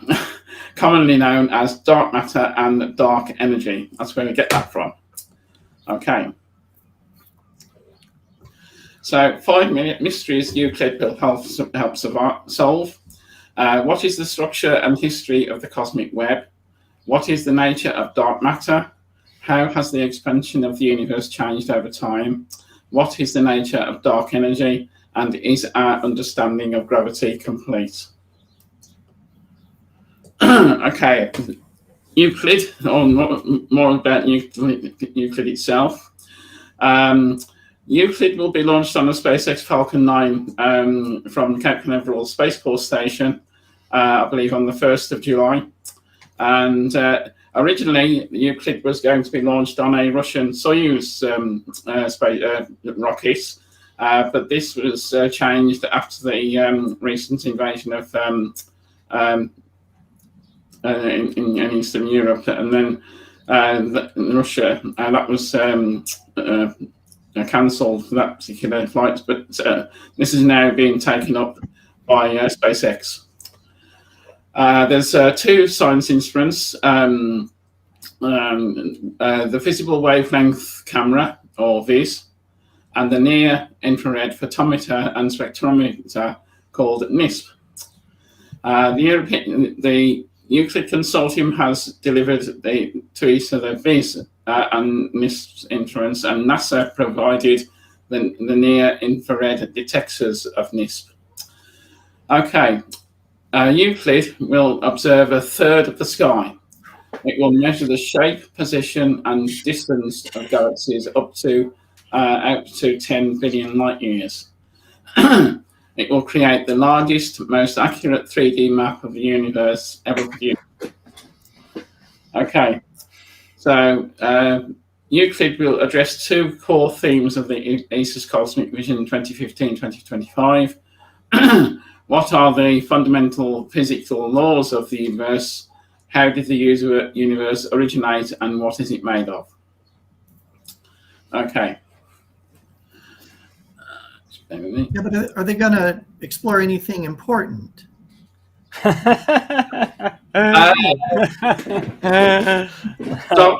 matter. Those are small questions, you know. Get real. Yeah. Okay. Right.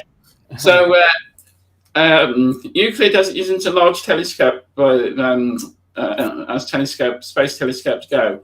It's a 1.2 meter diameter mirror, and the spacecraft itself is only 4.7 meters tall and 3.7 meters in diameter.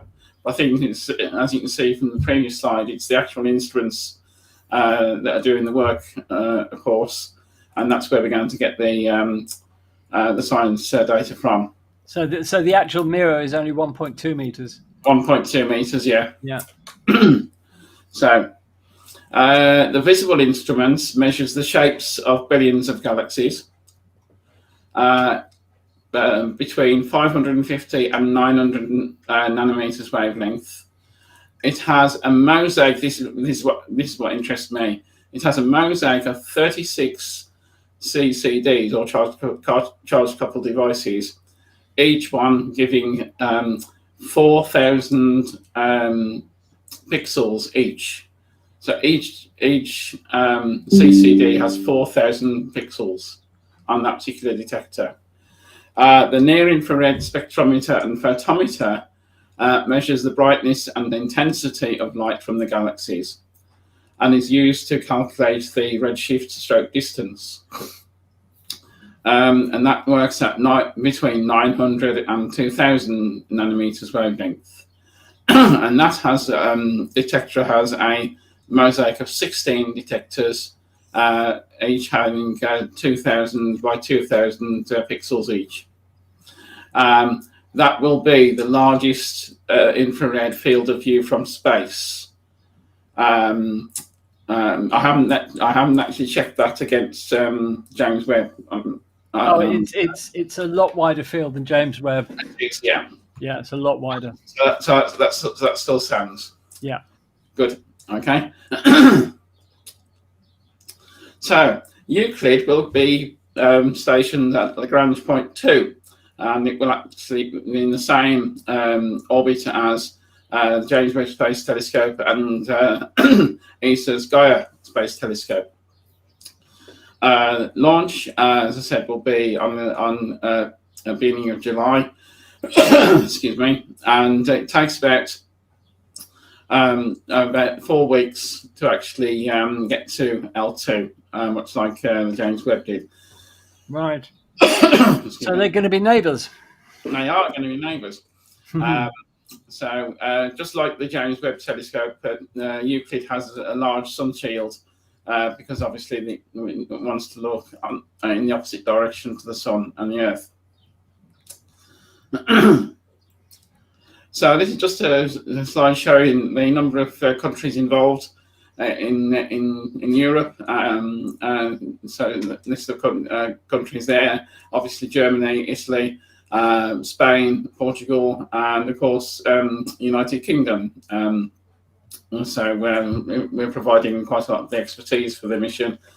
Beyond Europe, we have the United States. NASA is providing some of the detectors, instruments for the spacecraft, and of course SpaceX who are providing the launch. I love the involvement of Spain in this. Okay. Look at all the other countries. It's space this, space that, space this, and in Spain it's the Ministry of Economy and Competitiveness. I thought that was good. Yeah. So, because I don't think there isn't a national space agency in Spain. Okay. So there we are. To create one. Yeah, got to be competitive with these dark energy surveys, haven't we? Yeah. Okay. Now this picture here just shows the size of the spacecraft. What a beauty! What a beauty! Look at that. Yeah, I know. This is actually an engineering test model.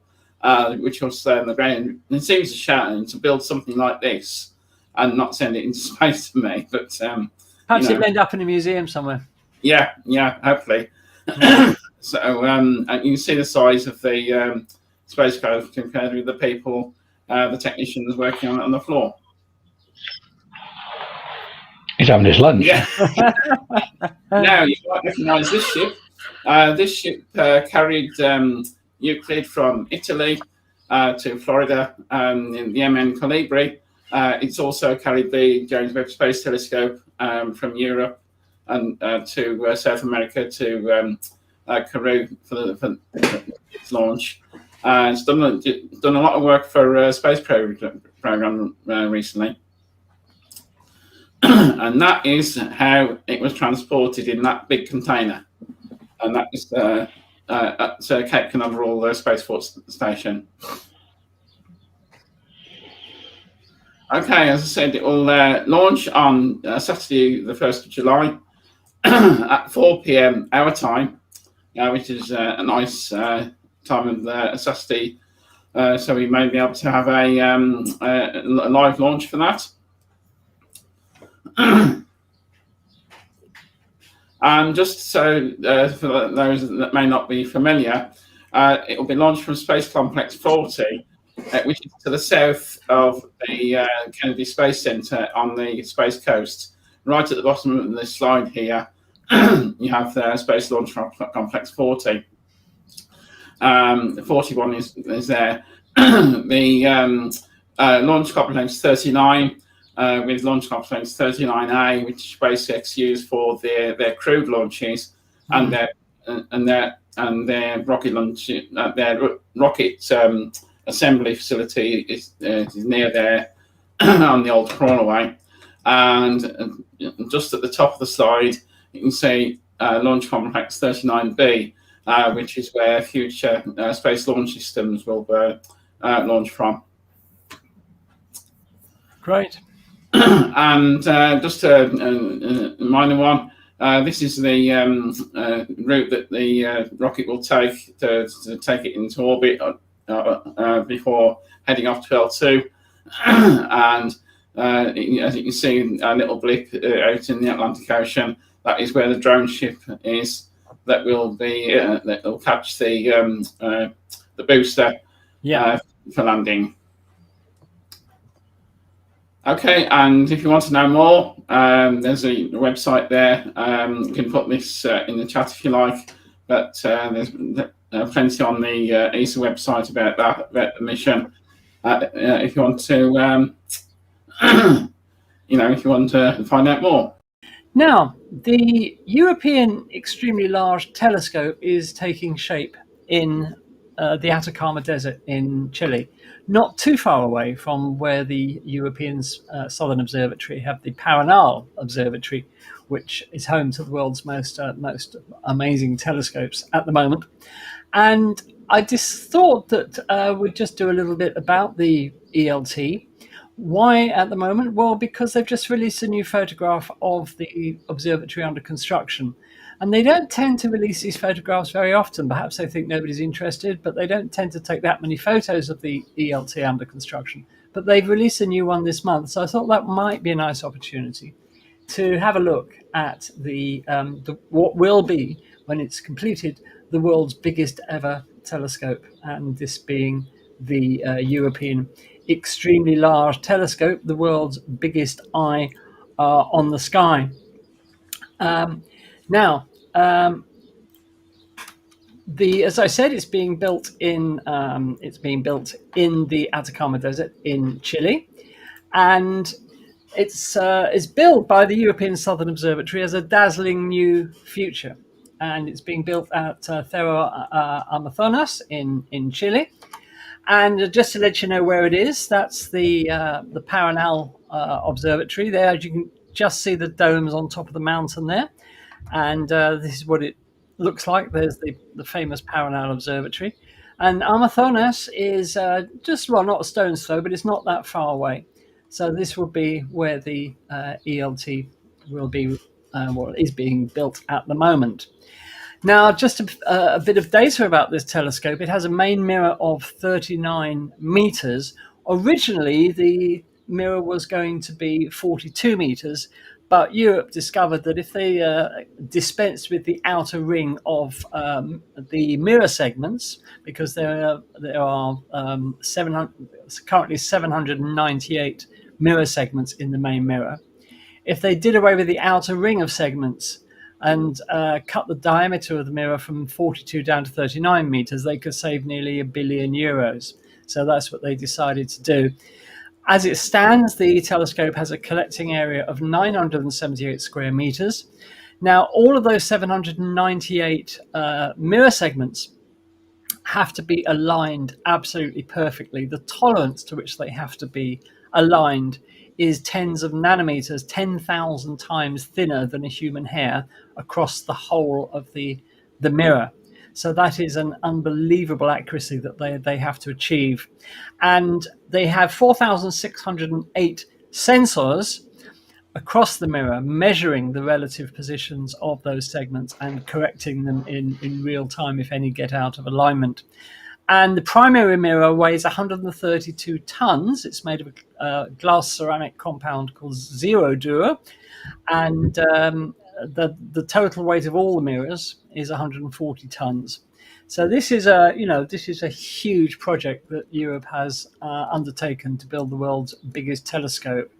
Now, let's have a look at the science goals of the telescope. Firstly, it's going to be used for imaging exoplanets directly and analyzing their atmospheres. And this has never been possible with an earthbound telescope before, but the exquisite light gathering power of the ELT will be enough to enable it to see exoplanets directly and analyze their atmospheres, much as the James Webb is doing at the moment with some of the exoplanets, as we were hearing recently from Roger about the TRAPPIST system. And this is the first time in history that technology of an earthbound telescope has been able to do this. The whole telescope is reckoned to have a resolution 15 times greater than the Hubble Space Telescope. So it just goes to show that putting telescopes in space is a great idea, but the technology for ground-based telescopes has caught up so much that the ELT will have an expected 15 times the resolution of the Hubble Space Telescope, and thus enable it to look at exoplanets directly. In terms of the solar system, well, it's going to be doing extensive survey work in the solar system and probing, among other things, the Kuiper Belt, other rocky objects, and it's going to enable us to see objects in the solar system with a telescope in far greater detail than we've ever managed to see before. The observation of stars is going to be important as well. The ELT will embark on a program of helping us to understand more about the birth, life, and death of stars, and also the link between the evolution of stars and the elusive dark matter. And that hopefully will enable us to answer some fundamental questions. Talking of dark matter, the ELT will also be used to find or identify what the dark matter is. I won't say find, because we know exactly where the dark matter is, but we don't know what it is. And as we were saying last week when we were talking about Euclid, the universe is only 5% made up of matter that we can see and measure directly. The rest of it is this so-called dark universe of dark matter and dark energy. Also, the ELT is going to be used to probe some of what are considered constants in the universe, the so-called physical constants. And they want to use the ELT to try and test whether some of these constants that the astronomers and astrophysics use are actual constants or whether they vary over time. So that's some pretty fundamental work that it's going to be doing on those. And of course, expect the unexpected, because they will undoubtedly be things that the ELT discovers that we had no idea were there at all. So that's a big science program ahead of the ELT. Let's look at the telescope itself in a little more detail. The telescope is made up of a 5-mirror system. As we said, a 39-meter segmented mirror of 798 fragments, then a 4.2-meter diameter secondary mirror that the light goes to next. Then there's a thing called a tertiary mirror, which is 3.8 meters in diameter. Then it goes to a 4th mirror, which is a flat mirror of 2.4 meters. Then it goes to a 5th mirror, measuring 2.7 by 2.1 meters. And then the light exits to the right of the telescope to the science instrument platform, where there will be lots of very, very advanced scientific instruments used to analyze that light. So it's quite a complex optical system, but this is what the astronomers and the engineers have come up with. Sounds like a complicated collimation job. Yeah, I would think so. Yeah, I hope they've got a laser or something handy to collimate that. And if you want to know what a 39-meter mirror actually looks like, they've done using these sort of cardboard hexagons. They laid this out to show you just how vast that primary mirror actually is. That's quite an amazingly large mirror. Amazing. And if you want to know how big the observatory will be, well, this is the observatory compared to Big Ben. So as you can see, it's big, and if you want to get a comparison for landmarks in your country, go to the website of the European Southern Observatory, and they've got the observatory compared to lots of other landmarks around the world. But as you can see, it's going to be it's going to be absolutely enormous. Here's a very short video where we fly into the ELT by the wonders of computer graphics. And I just think this is going to be like a huge cathedral of astronomy. That's the only way you can describe it. It's the size of a cathedral. So let's take a flight into the ELT.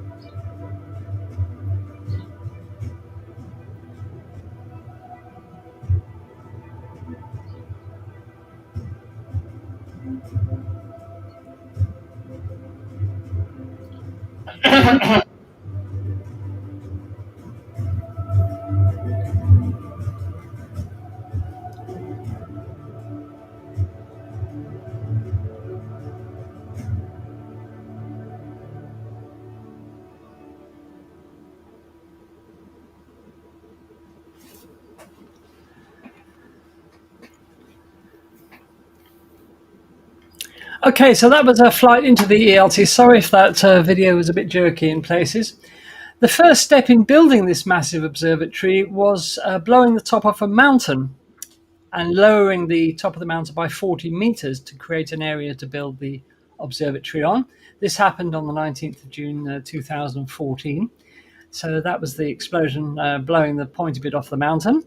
And then the top was flattened. The access road up to it was built, which obviously took a while. And the foundations were dug by October 2018.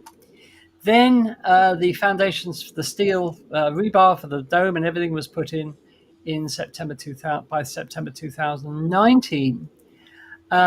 This was the picture in January 2022. The whole project, of course, got delayed by the COVID epidemic. So work had to stop for a while. But as you can see, by January 2022, they were making good progress. And this was November last year. And then the most recent photograph from the site, taken this month, you can see that they've moved on astoundingly well. So this is what the ELT now looks like. And the first light of the telescope, because of the delay for COVID, it was originally going to be 2025. It's now set for 2028. So there you are. So that is the extremely large telescope. And it's stunning, guys, isn't it? I mean, the sheer scale of it is just absolutely unbelievable. Yeah, as you say, I'm just imagining, because it's got that adaptive optics thing within it, where all the mirrors have got actuators underneath them, and they fire a laser into the sky, and of course it adapts to what the actual atmosphere is doing so fast. I mean, it's an amazing piece of kit. It's absolutely fantastic. I did a little calculation from what you were saying about Hubble resolution. Yeah. And it turns out that with the adaptive optics, it will have a spatial resolution of 0.00093 arc seconds. Wow. Well, that's not very good, is it? They could do better. Never satisfied, Daz. You're never happy.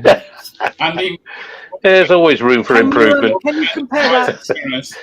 Andy, Sorry? you were talking about the outer mirrors that Yes. taken to make it 39 meters, and there was another telescope called the Overwhelmingly Large Telescope. Yeah, the owl, yes. OWL. Yeah. like the acronym. Followed by the ridiculously large, the RLT, isn't it? Yeah. I always thought Shouldn't the owl one be at Hogwarts? Oh, very good. Very good. I always thought they should have made one called the Superb Owl or Super Bowl. So that would have been good. In terms of resolution, Luke, can you compare that angular resolution to something? What was it for the James Webb, for example? Anybody remember? James Webb is, of course, it's wavelength dependent, right? Yes, of course. Right. But the number that's often given, I think, is 0.032 arc seconds. So, and Hubble would be 0.014, actually a little better, but again, it's wavelength dependent. Wavelength dependent, yes. Yeah, sure. There we are then. So, we're looking forward to the ELT. Can't wait to see the results from that. As I said, it's going to see first light now in 2028 if all goes well. I would love to have that on my bucket list, to pay that a visit, just to stand in that dome. I mean, can you imagine what it must be like? I'll come with you, Andy. Yeah, well, that's it. That's a date then, Michael. We'll do it. We'll do it. We need more coffee money. Ian says he can't. Lots of coffee money. For Ian that. says he can't wait till the BLT. Ah, yes, absolutely. Yeah. So the BLT. Yeah, Ian wants a BLT. So, if you're wondering, viewers, how that whole adaptive optics system works, see, the thing is, up in the high atmosphere, there's a layer of sodium atoms, and if you shine a laser at the sodium atoms, they fluoresce under laser light, and in the sky, it looks like an artificial star. Now, the big problem with telescopes, as we all know as astronomers, is that the atmosphere never stands still, that it's got currents of air moving about continuously, which spoil the viewing. So there's another small telescope which will look at those artificial stars, and the ELT will have 8 lasers, so it will create 8 artificial stars. And they will be monitored in real time, and the movement of the atmosphere counteracted by applying a signal to each of the actuators that are behind each individual segment of that mirror. And they will move in the opposite way to what the atmosphere is doing, thus cancelling out the movement, which will give you an ultra stable image, even if the atmosphere is quite turbulent. Welcome to another in the series of Astronomy Basics videos from Space Oddities. In this video, we'll be asking the question, what is a galaxy? Just as the Earth's population is clustered into cities, so stars cluster in galaxies. They are the cities of the universe. A galaxy is an immense metropolis of stars numbering millions or billions. There are an estimated 2 trillion galaxies in the universe. Between the galaxies there is just cold, dark, empty space, devoid of stars, stretching for perhaps millions of light years in every direction. Stars in a galaxy, like the one shown here, orbit its centre, held in the eternal grip of gravity. Galaxies themselves may also cluster, as shown here in this NASA image of Stephan's quintet, a galaxy cluster imaged at infrared wavelengths by the James Webb Space Telescope. Gravity draws the galaxies together into complicated dances. As with skaters on a packed ice rink, collisions are inevitable. However, the encounter takes place over millions of years, during which time the galaxies slowly merge to form one single giant galaxy in a series of elegant dances, choreographed by gravity. All these images show galaxies at various stages of merging, pulled into twisted, distorted shapes by their mutual gravity. While these might seem like giant cosmic catastrophes, in reality space is so vast and the distances between stars so enormous that collisions between individual stars are extremely rare. Galaxies are so tenuous that galaxy mergers are like clouds passing through one another. It was the great American astronomer Edwin Hubble who, in the 1930s, was the first to attempt a systematic classification of galaxies based on what he observed. His resulting diagram, shown here, is sometimes referred to as the tuning fork. Hubble classified galaxies into 3 main groups: ellipticals, spirals, and barred spirals. We now know that there are other types of galaxy, but the vast majority of galaxies in the universe fall into one of these 3 categories. Today, Hubble's tuning fork diagram still serves us well as a basic categorization of galaxies. So let's talk about one of Hubble's main classification of galaxies, the spiral galaxies. This archetypal classification of galaxy consists of one or more spiral arms of stars sweeping out from the centre like the arms of a Catherine wheel. At the centre of the galaxy is a bright core of stars separated from each other by astronomically small distances, perhaps 10 million stars per cubic parsec, 1 parsec being 3.23 light years. This core of stars forms a sphere-like structure at the centre of the galaxy called the galactic bulge. This means that the galaxy in profile resembles 2 fried eggs stuck back to back. Right at the very centre of most galaxies is a supermassive black hole, which may possess millions or even billions of times the mass of our Sun. There is a direct linear relationship between the mass of the galactic bulge and the mass of the supermassive black hole, but what this relationship signifies is as yet unclear. Most star formation in galaxies occurs in the dusty spiral arms. When we look up into the night sky from a dark location free from light pollution, we see one of those spiral arms of our galaxy arcing overhead as a ghostly cloud, a river of light made up of countless stars. This we call the Milky Way. Now this can be confusing, as our entire galaxy is also called the Milky Way. When we see the Milky Way in the sky, we are looking inwards towards the middle of the galaxy. The actual centre of our galaxy lies in the constellation of Sagittarius. Another of Hubble's classifications is barred spiral galaxies. Barred spirals, as their name suggests, are a type of spiral galaxy where a bar of stars extends either side of the galactic core. The spiral arms emanate from each end of the bar, as you can see in this illustration. 2/3 of all spiral galaxies are barred spirals. Surprisingly, our own Milky Way galaxy is a barred spiral, although this was not discovered until 2005 from observations made with the Spitzer Space Telescope. The bars in barred spiral galaxies form when the orbits of stars in the galaxy's inner disk become unstable and deviate from a circular path. This can happen for a number of reasons, including interactions with other galaxies. When two galaxies merge or even just pass close to each other, the gravitational forces can disrupt the orbits of stars in both galaxies. This can lead to the formation of a bar in one or both galaxies. Disk instability. The disk of a spiral galaxy is constantly rotating. This rotation creates a centrifugal force that pushes stars outward. However, the gravity of the galaxy's central bulge pulls stars inward. If the centrifugal force is not strong enough to balance the gravitational pull, the disk can become unstable and form a bar. Gas accretion. Spiral galaxies are constantly accreting gas from their surroundings. This gas can fall into the galaxy's disk and spiral inward towards the centre.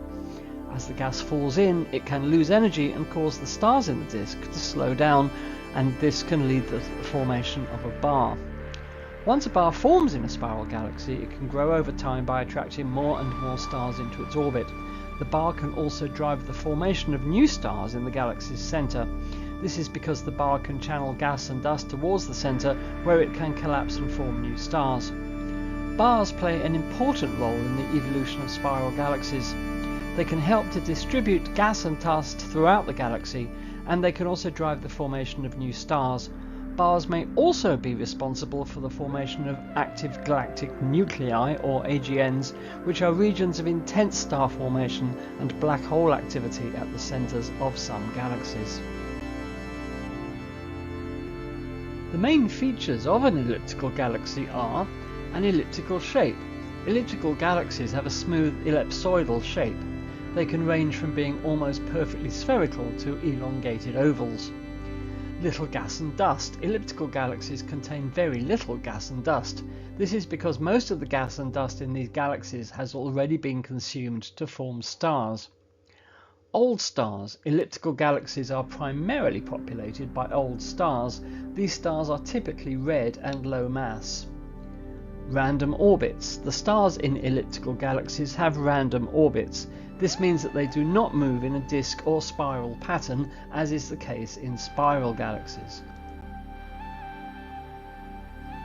Large size. Elliptical galaxies are typically very large galaxies. Some of the largest galaxies in the universe are elliptical galaxies. Preferential location in galaxy clusters. Elliptical galaxies are more likely to be found in galaxy clusters than in the field. High luminosity. Elliptical galaxies are also typically very luminous galaxies. This means that they emit a lot of light. Central supermassive black holes. Elliptical galaxies are thought to contain a supermassive black hole at their centres. The mass of the black hole is correlated with the mass of the galaxy. It is believed that elliptical galaxies form as the result of collisions between two or more galaxies. In the distant future, perhaps in about 4 billion years, our own galaxy and the Andromeda galaxy will collide, merge and form an elliptical galaxy, their graceful spiral forms completely disappearing over millions of years, consumed and torn apart by gravity's relentless maw. This is why elliptical galaxies contain very old stars. They are remnants from the galaxies which collided. Elliptical galaxies, with their paucity of gas, are incapable of giving birth to new stars. This is elliptical galaxy M87 in the constellation of Virgo, some 53 million light-years away. Emanating from its centre is a jet of plasma extending for 5,000 light-years. This jet originates from a supermassive black hole at the centre of the galaxy. In 2017, the Event Horizon Telescope managed to image the black hole in an incredible feat of technology and ingenuity. The radio image of the M87 black hole was on front pages around the world and has since become iconic and will no doubt be written into the history books as our first definitive proof that black holes exist, all evidence of such having hitherto been circumstantial. Well, apart from the main Hubble classifications of galaxies, there are other types. Dwarf galaxies usually comprise just a few million stars and are tiny in comparison to other types, hence their name. They are often found orbiting spiral galaxies, such as the 50 or so found around the Milky Way. Ring galaxies are very rare and comprise a ring of stars surrounding a bright central core. It's not known at present how they form. Irregular galaxies are amorphous galaxies having little or no structure. It's possible they may be the results of galactic collisions. Lenticular galaxies are lens-shaped, hence their name. They are midway between a spiral and an elliptical galaxy. There is much we do not know about how galaxies form and evolve. It is one of the most intense areas of astronomical study. The James Webb Space Telescope, looking back to the dawn of the universe, has shown us early galaxies just a few 100 million years after the Big Bang. How galaxies evolve so quickly in such an astronomically short period of time is not well understood, but it is to be hoped that further JWST observations will shed some light on the conundrum. This image shows some of the very early galaxies imaged by the JWST. It is incredible that we are able to look back in time to the infant universe before the formation of the majestic spiral galaxies. Well, we hope you've enjoyed this introduction to galaxies. Just to summarise, galaxies are vast cities of stars. They're categorised using a system developed by Edwin Hubble. They fall into three main categories: spirals, barred spirals and ellipticals. Galaxies can form clusters comprising up to hundreds of galaxies, and all but a few galaxies have supermassive black holes at their centres. Don't forget to check out our other Astronomy Basics videos in the playlist of the same name on the Space Oddities YouTube channel. Until next time, goodbye. Yes. Here we are, very close to solar maximum, and it appears that solar maximum is going to occur a little earlier than we thought, perhaps by the end of the year, perhaps the first quarter of next year. And of course, this is a time where there's a lot of solar activity, a lot of coronal mass ejections and flares, sunspots galore, and if you're living in the right places, aurora, not to mention the threat to astronauts, but we won't go there just yet. So we thought it would be good to talk about the sun a little bit, and it turns out that you can understand an awful lot about the sun if you just understand sunspots. Okay, so we're going to talk about the sun today, and this may be a little bit long. We may have to cut this and turn it into a two-parter, but let's give it a go. Let's see where we end up here.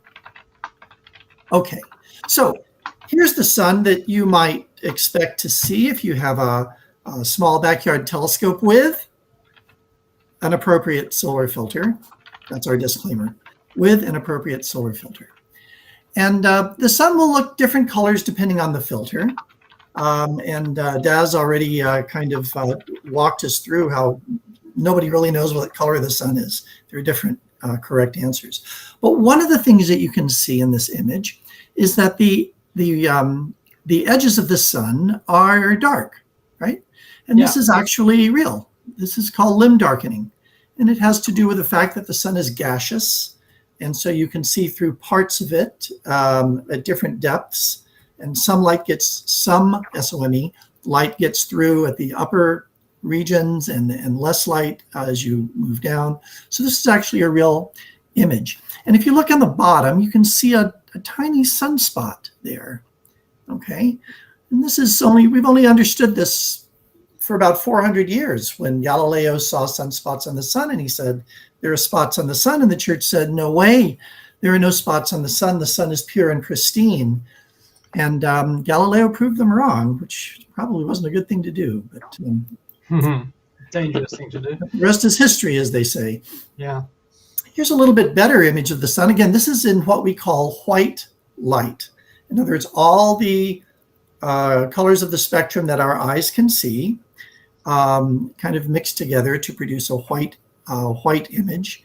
And so now we can really see some sunspots. And you'll notice that they have structure.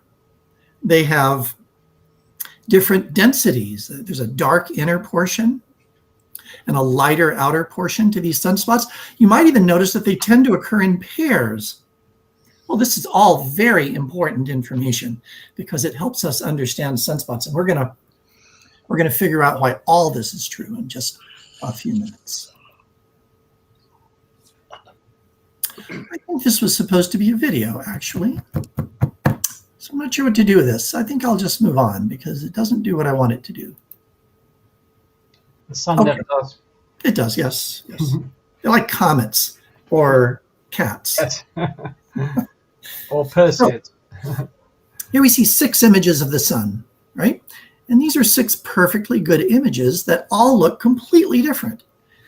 And most of the reason for this is that the sun and all other objects in the universe look very different depending on the wavelength of light that we use to view them in. In the upper left, we have X-rays. The sun in X-ray, this is taken, of course, above the atmosphere because X-rays are absorbed by our atmosphere, which is a really good thing. And so we're seeing very hot regions of the sun. We're seeing into the corona of the sun that can reach 1.5 million degrees centigrade. Further on the just to its right in the blue there, by the way, these are colors we made up because we can't see these colors. We see the sun in ultraviolet light, again, from above the atmosphere because very, very tiny amounts of UV radiation make it to the surface of the Earth. So here we're seeing a little bit lower down into the atmosphere, a little cooler. We see a white light image, or V for visual image, on the far upper right. A hydrogen alpha image down below. This is just a very specific form, very restricted format of red light that deals with a transition of electrons in the hydrogen atom. And then infrared and radio. And so the point here is that objects in space look different depending on the wavelength of light that you're using to view them in. In fact, objects on the Earth look different. Well, here's an image of the sun, right? If you're an amateur astronomer, perhaps even if you're not, this is an image of the sun with the moon right in front of the sun, causing a total solar eclipse. So you see the moon is very dark here, and on the outside you see the very soft, tenuous solar corona that you can't see normally because the sun, the photosphere of the sun is just too bright. But look carefully. You can see some structure in the corona. And that structure is reflective, is evidence of the sun's global magnetic field. The particles in the solar corona, many of them are charged particles, and so they are attracted to magnetic field lines. And that's what you see here. The corona is glowing, being attracted to the field lines, and so that gives us that allows us to see some of the sun's magnetic field. That's important for our understanding of the sun and sunspots. So hang on to that.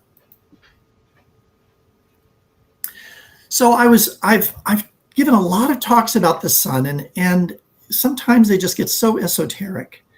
And so it occurred to me one day that if you just understand 5 things about sunspots, you can basically understand the entire sun and how it works.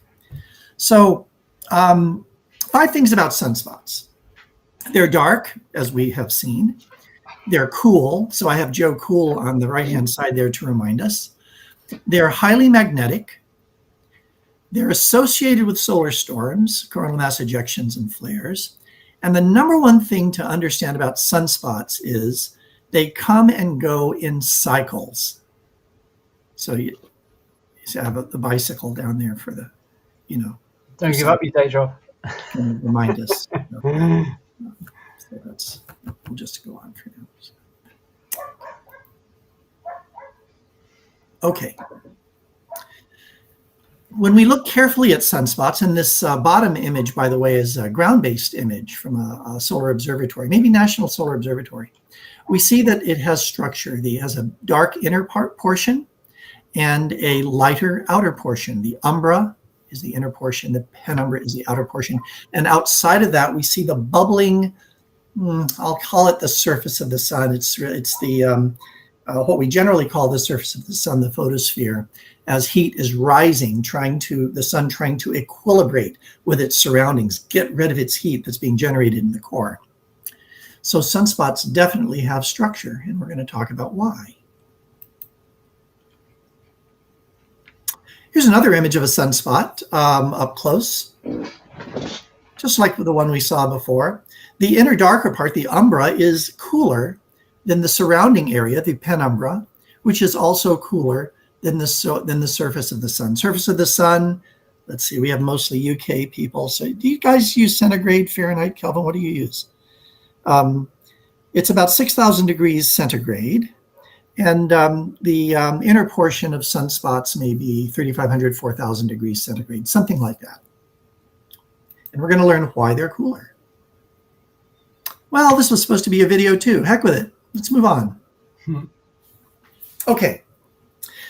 We have very good evidence now from the physics and from observations, especially a field called helioseismology, which is looking at how the sun rings as sound waves propagate through it, that we can look at the sun as being composed, at least from the photosphere down, into 3 parts: the core, the radiative zone, and the convective zone.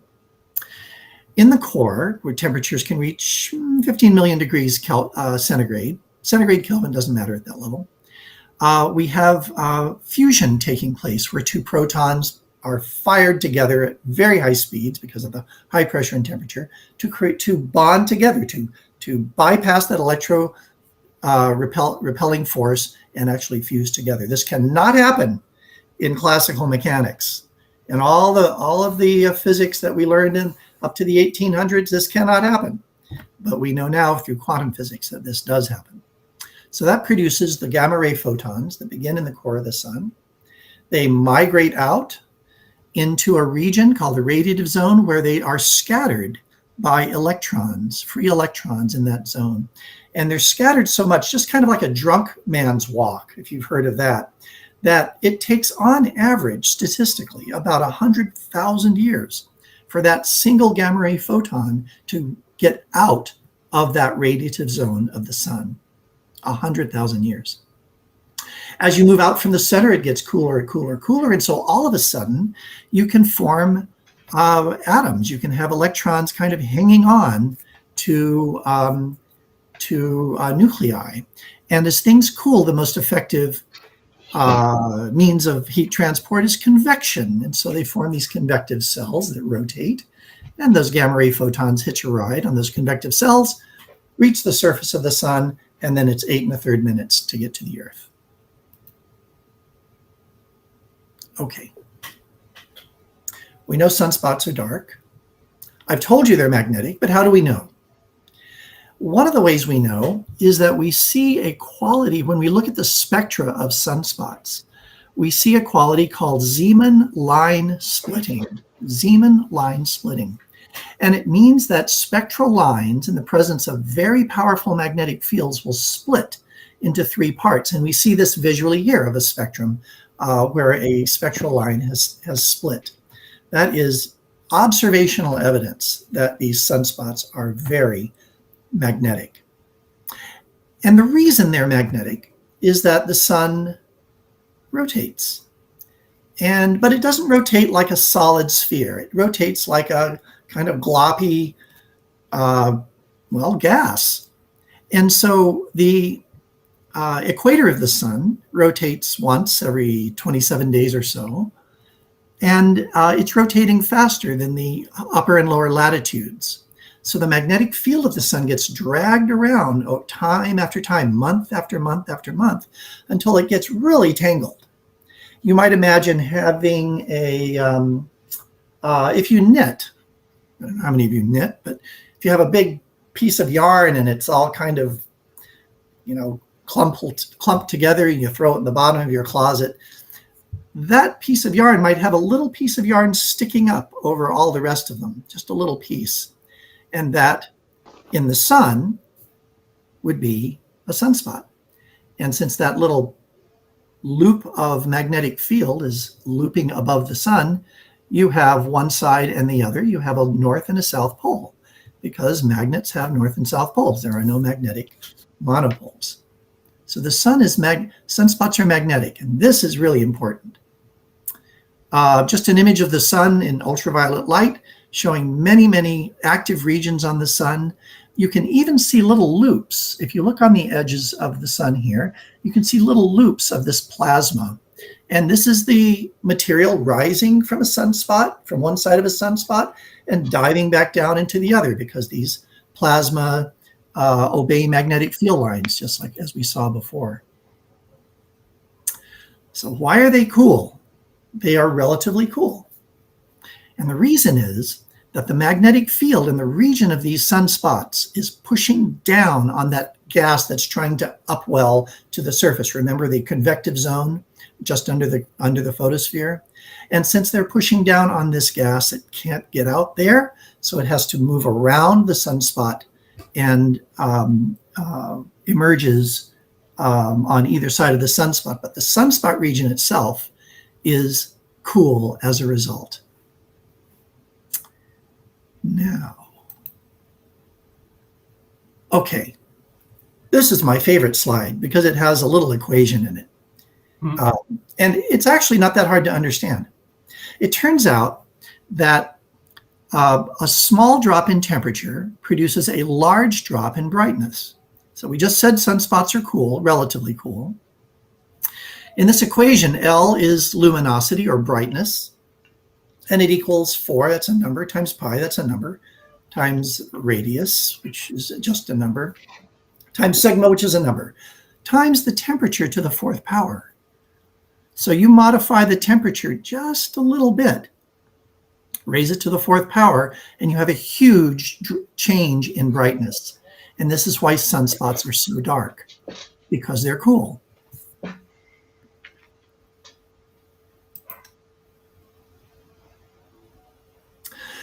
It also turns out that solar storms, and we're seeing a lot of solar storms these days because we're very near solar maximum, solar storms tend to occur around large sunspot regions.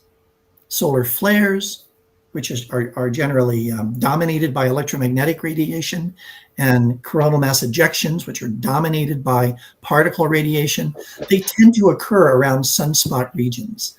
So during solar max, we see lots of sunspots, bigger sunspots in general, and more solar storms. No accident.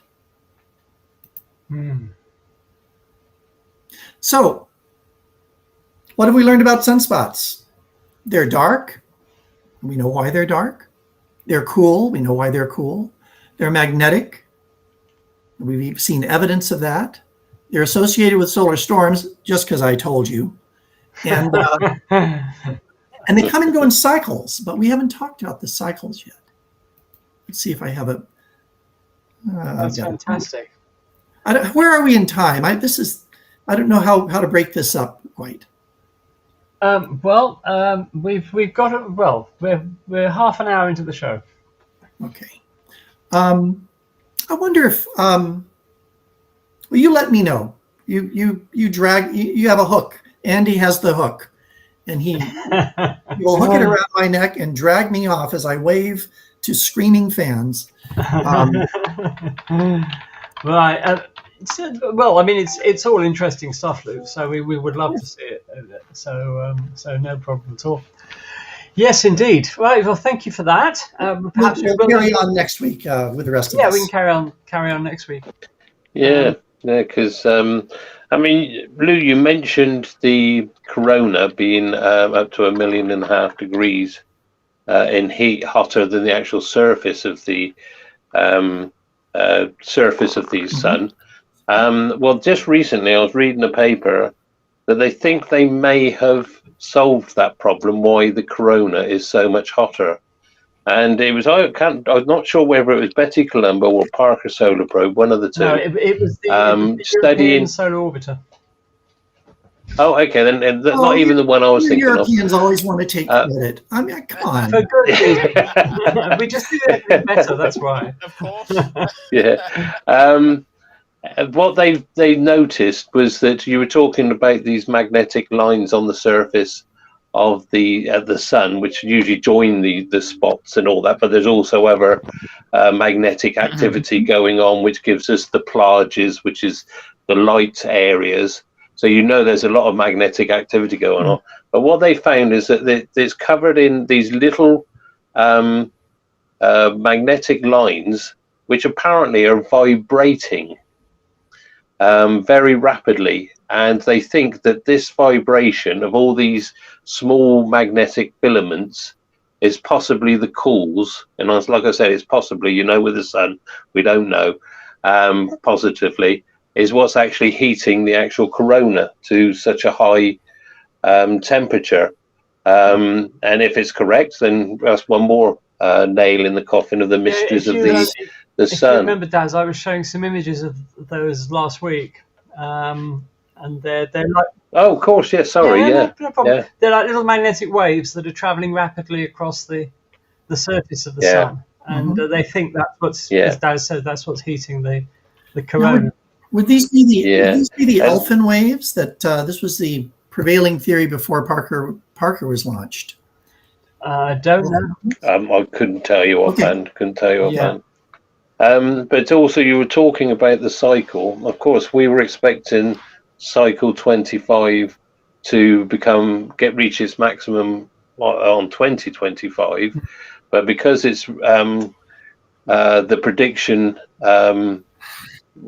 This is outdoing all the predictions that they've made so far. They expected the solar spot activity to be very low, like the previous cycle 24 was.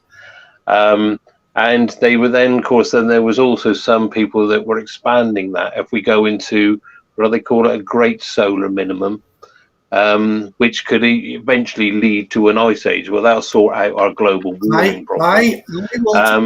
I have to break in here. We have been laboring under that theory for a long time.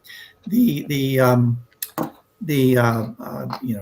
regions of time where there are essentially no sunspots, the Maunder minimum, and all that, and the ice age that occurred in Europe during the last one, I think the late 1600s.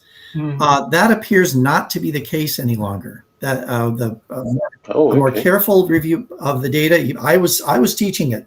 But a more careful review of the data suggests that sunspot minima, even prolonged sunspot minima, do not result in mini ice ages as much as we need a mini ice age right now. I don't think that's borne out by the data. Not happen. Not from that anyway. Oh, that's a shame. Yeah, because the second minimum you were talking about, was that the Dalton minimum? Oh yes, there's yeah, there was a Dalton. Okay, so that's burst that bubble anyway. But of course, we've got an average of these cycles is 11 years, but they can vary to be as short as 8 years and up to 14 years, I think it was. So the 11-year is an average. And of course, if we're going to go to maximum the end of this year, because the solar spots have appeared a lot more than we were expecting, and so much quicker. That because if you see a graph, you can see there's a little hump, and the 25th of 2025 was the maximum. Then it's supposed to come back down again.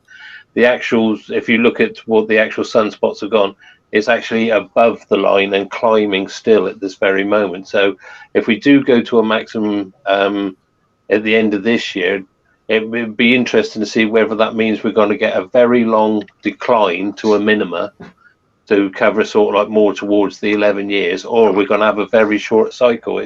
It's fascinating to see it actually pan out, how it's actually going. So it just goes to show that we really, although we know a lot about the sun, we don't know enough to predict anything at the moment. So yeah, it's, as you said, it's very, very interesting. The problem is that there are two ways that we can make predictions outside of Ouija boards.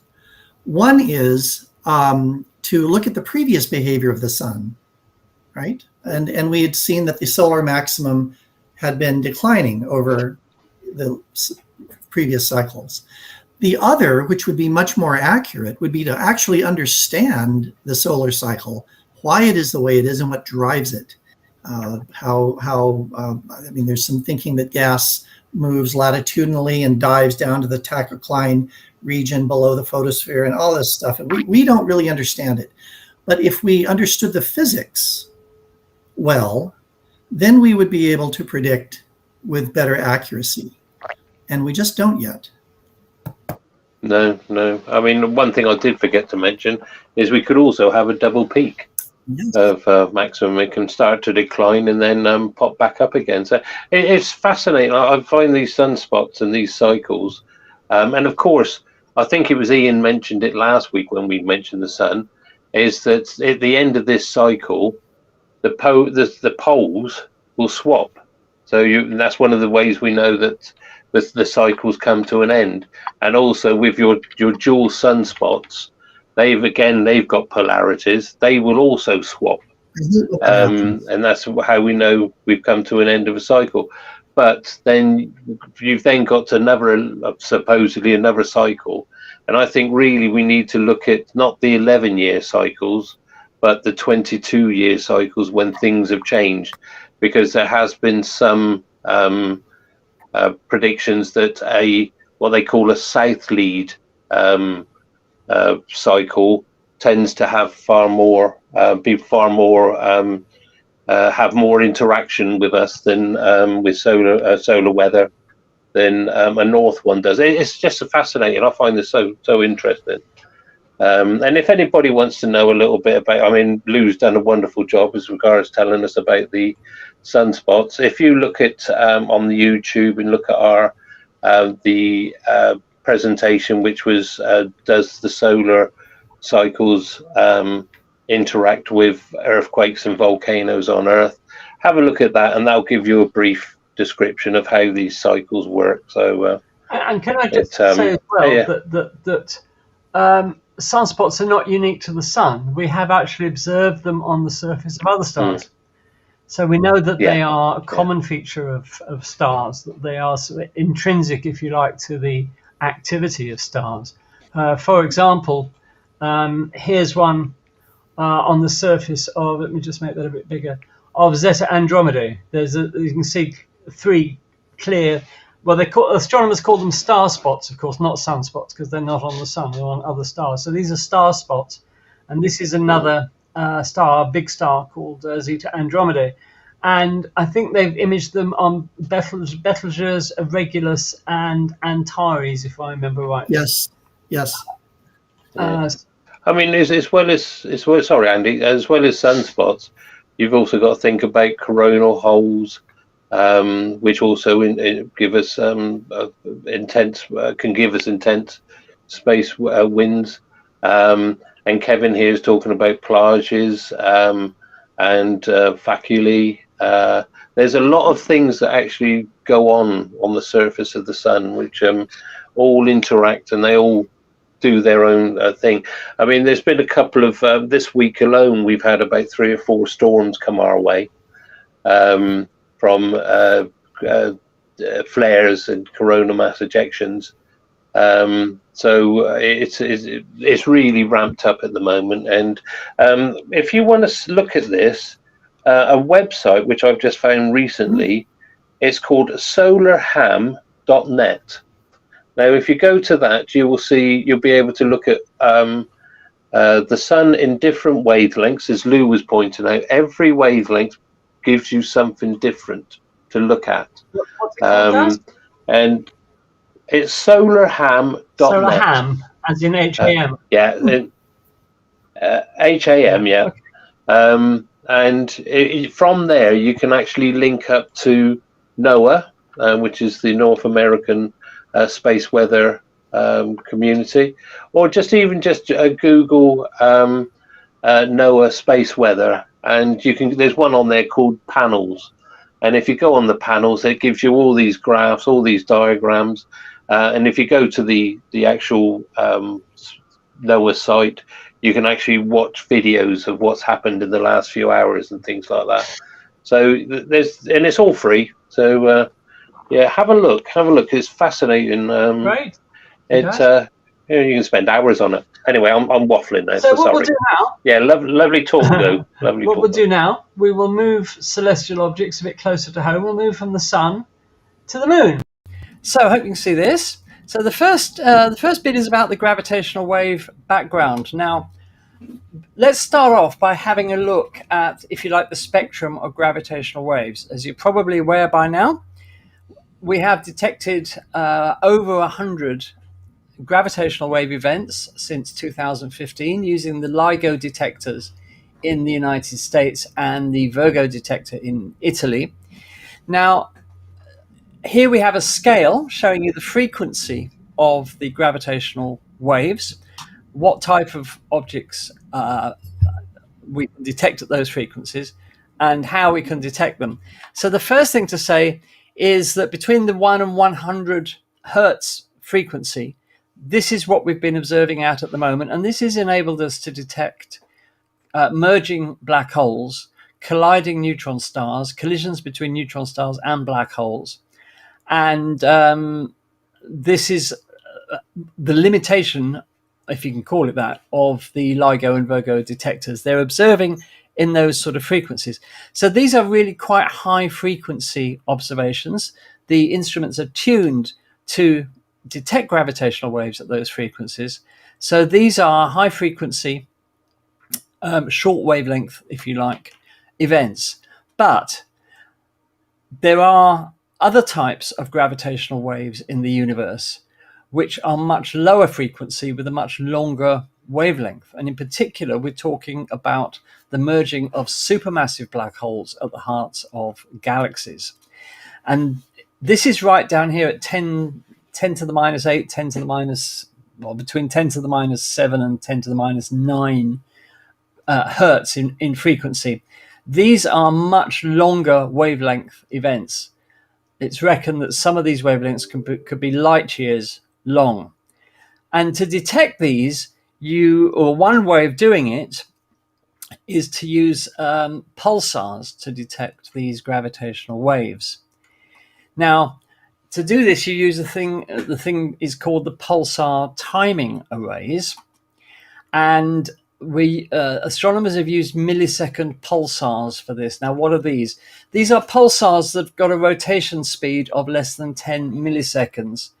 And we know their rotation speed incredibly accurately. They are the universe's most accurate clocks. They in terms of timing, they rival the most accurate atomic clocks that we have. The fastest spinning millisecond pulsar yet discovered rotates at an amazing 716 times per second. And they thought to spin at that speed because they've been accumulating material from a companion star, which has the effect of speeding up their rotation. But the important thing is here, they are incredibly accurate clocks. Now, astronomers have used 68 of these, all at different distances from the Earth. And as the pulsars spin, these lighthouse-like beams of electromagnetic radiation, be they X-rays or radio, flash in the direction of the Earth so that we can see them. Of course, this is greatly slowed down because these are millisecond pulsars. They're rotating once in less than 10 milliseconds. But I didn't manage to find an animation that would show you that rotation speed, funnily enough. So these are 68 pulsars at different distances from the Earth. And we know exactly, to an incredible accuracy, many, many, many decimal places, exactly how long they take to spin once. So what happens is that you have a gravitational wave which passes through the universe, and this has the effect of delaying or advancing the time at which the pulsars, the signals from these pulsars actually arrive. And by working out exactly how long these signals are advanced or delayed, you can learn something about the gravitational wave that has passed through the universe that has actually done that. Now, look at it another way. Here we have a graphic showing the Earth surrounded by these millisecond pulsars. Far off in the universe, as we know, there are galactic collisions between galaxies, where the two black holes, one in each galaxy, or in some cases more than two galaxies collide, in which case it'd be three, they come together and slowly begin to orbit each other at the center of the galactic merger. Now, they probably orbit each other for, many, many, many thousands of years, but they inexorably come closer together. And as they do, because they're accelerating around each other, they radiate gravitational waves, because anything that accelerates in the universe generates these gravitational waves. How do we know that this happens at the center of galactic clusters with these supermassive black holes? Well, we can actually see it. Here you have an X-ray image of the center of a galactic merger 400 million light years away. And you can see clearly here that there are two superheated disks of material showing up in X-rays. And if they weren't that hot, we wouldn't be able to see them in X-rays. And these two disks surround supermassive black holes. Now, to see the gap between those supermassive black holes at a distance of 400 million light years means that, of course, they're very far apart. Otherwise, we wouldn't stand a chance of being able to split those into two separate objects. Those two black holes are separated by 5,000 light years, believe it or not. That's the gap between the two you can see there. If we add the radio data into that graphic, we can see the jets of material that the black holes are firing out across the universe. And they are swept back, if you like, in this combined radio and X-ray image, because the black holes are plowing through the interstellar medium at about 1,200 kilometers a second. And this forces their jets to be swept back as if they were in a wind, if you like. So we know that we can see these black holes which one day will merge. And as they do get closer together, the gravitational waves from them get stronger and stronger. But the point is that they are very long wavelength, low frequency gravitational waves. Now, why would a pulsar either advance or retard the signal from a pulsar? So if you can imagine, you have a photon leaving a pulsar on its way towards the Earth. And because gravitational waves stretch and squeeze space-time, they stretch it in one direction, squeeze it in another, the photon will actually have to pass through a greater or longer distance, because space is either being stretched or squeezed. And this means that it will, if it's being stretched, the photon will take longer to pass through the gravitational wave, because space is literally being stretched. So the photon takes a longer time to arrive at the Earth. So its arrival is delayed compared to when it should be arriving, because we know exactly when it should be arriving, because they are the universe's most accurate clocks. Similarly, if space is being squeezed, they arrive in advance of when they should arrive. Now, what astronomers have found is this, that there is a background noise in the universe of these gravitational waves, because gravitational waves according to Einstein, and we have to say we think there are quantum reasons why this probably doesn't happen, but according to Einstein, gravitational waves never die out altogether. They just keep traveling forever. They get weaker, but they never die out altogether. So in the history of the universe, all of these mergers, and there've been probably countless mergers between supermassive black holes, all of these gravitational waves come together over time to form this background hum, if you like, of gravitational waves to the universe. And this is what they've now detected with the pulsar timing array. Now, it has to be said, first of all, that merging supermassive black holes is not the only explanation for this background hum in the universe. There are actually some quite exotic explanations that could be true, but obviously there will be more studies needed to determine exactly what the cause of this hum is. But the most likely candidate is these supermassive black holes. The project to do this, the pulsar timing array, has been running for 15 years. So they've had a chance to collect these long wavelength gravitational waves over 15 years, coming from all over the universe. And the whole point about it is, and the great thing about this is, that the pulsar timing array, well, it's not just one group of scientists. There have been similar experiments going on using pulsars, but using different pulsars in India and other places. And there are several groups that have now all come up with exactly the same results, that there is this background gravitational wave hum, if you like, to the universe, which means that the Earth is being bathed in these gravitational waves all the time. And everything on the Earth, including you, of course, including everything on the Earth, as well as the Earth itself, is being stretched and squeezed all the time by these gravitational waves. Now, you won't feel it, of course, because the difference in size of being stretched and squeezed is about 1,000th the diameter of a proton. But it is happening, and we now have the instrumentation to detect it. So over time, all of these gravitational waves coming from all over the sky merge into this background that has now been detected by the pulsar timing array. For the future, this is fantastic, because what they hope to be able to do is to actually pin down where these gravitational waves come from, what types of objects are producing them. But as I said, it's more likely than not to be merging supermassive black holes. The International Pulsar Timing Array, these are the locations of the telescopes. We have, it includes the biggest radio telescope in the world, the FAST telescope in China. We've got the famous Lovell telescope at Jodrell Bank, of course, in the UK. We've got the Chime telescope in Canada.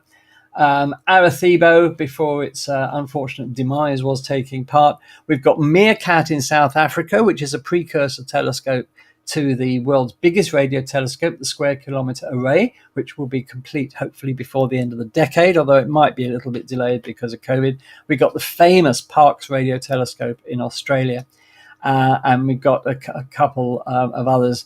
But, there have been several groups of scientists working on this and asking the same questions, and they've all got exactly the same results. In fact, the different teams coordinated about when this was going to be released last week, so that nobody was scooped. And there's just some of the telescopes involved. The Jodrell Bank, of course, at bottom right, the Chime telescope above it, and so on and so forth. So that was the announcement. We finally detected this gravitational wave background in the universe, and the future for gravitational wave astronomy, which is, let's not forget, only 8 years old as a science, it's already detected this. And this science of gravitational wave astronomy, the first time we've been able to observe the universe in anything other than light electromagnetic radiation, has advanced amazingly in 8 years. And the two LIGO detectors, or the three LIGO detectors, I should say, the two LIGOs in America and the Virgo detector in Europe are now back online, working together. They came online the last week of May, and they have made lots of detections already. I was looking the other day, one day in particular, they made 9 detections of gravitational wave results yet to be analyzed. But, even if half of them are terrestrial in origin, something vibrating on the Earth rather than the vibrations coming from space, then the upgrades that they've undergone over the last couple of years will be well worth it. So we're all really excited about the future of this fledgling science of gravitational wave astronomy.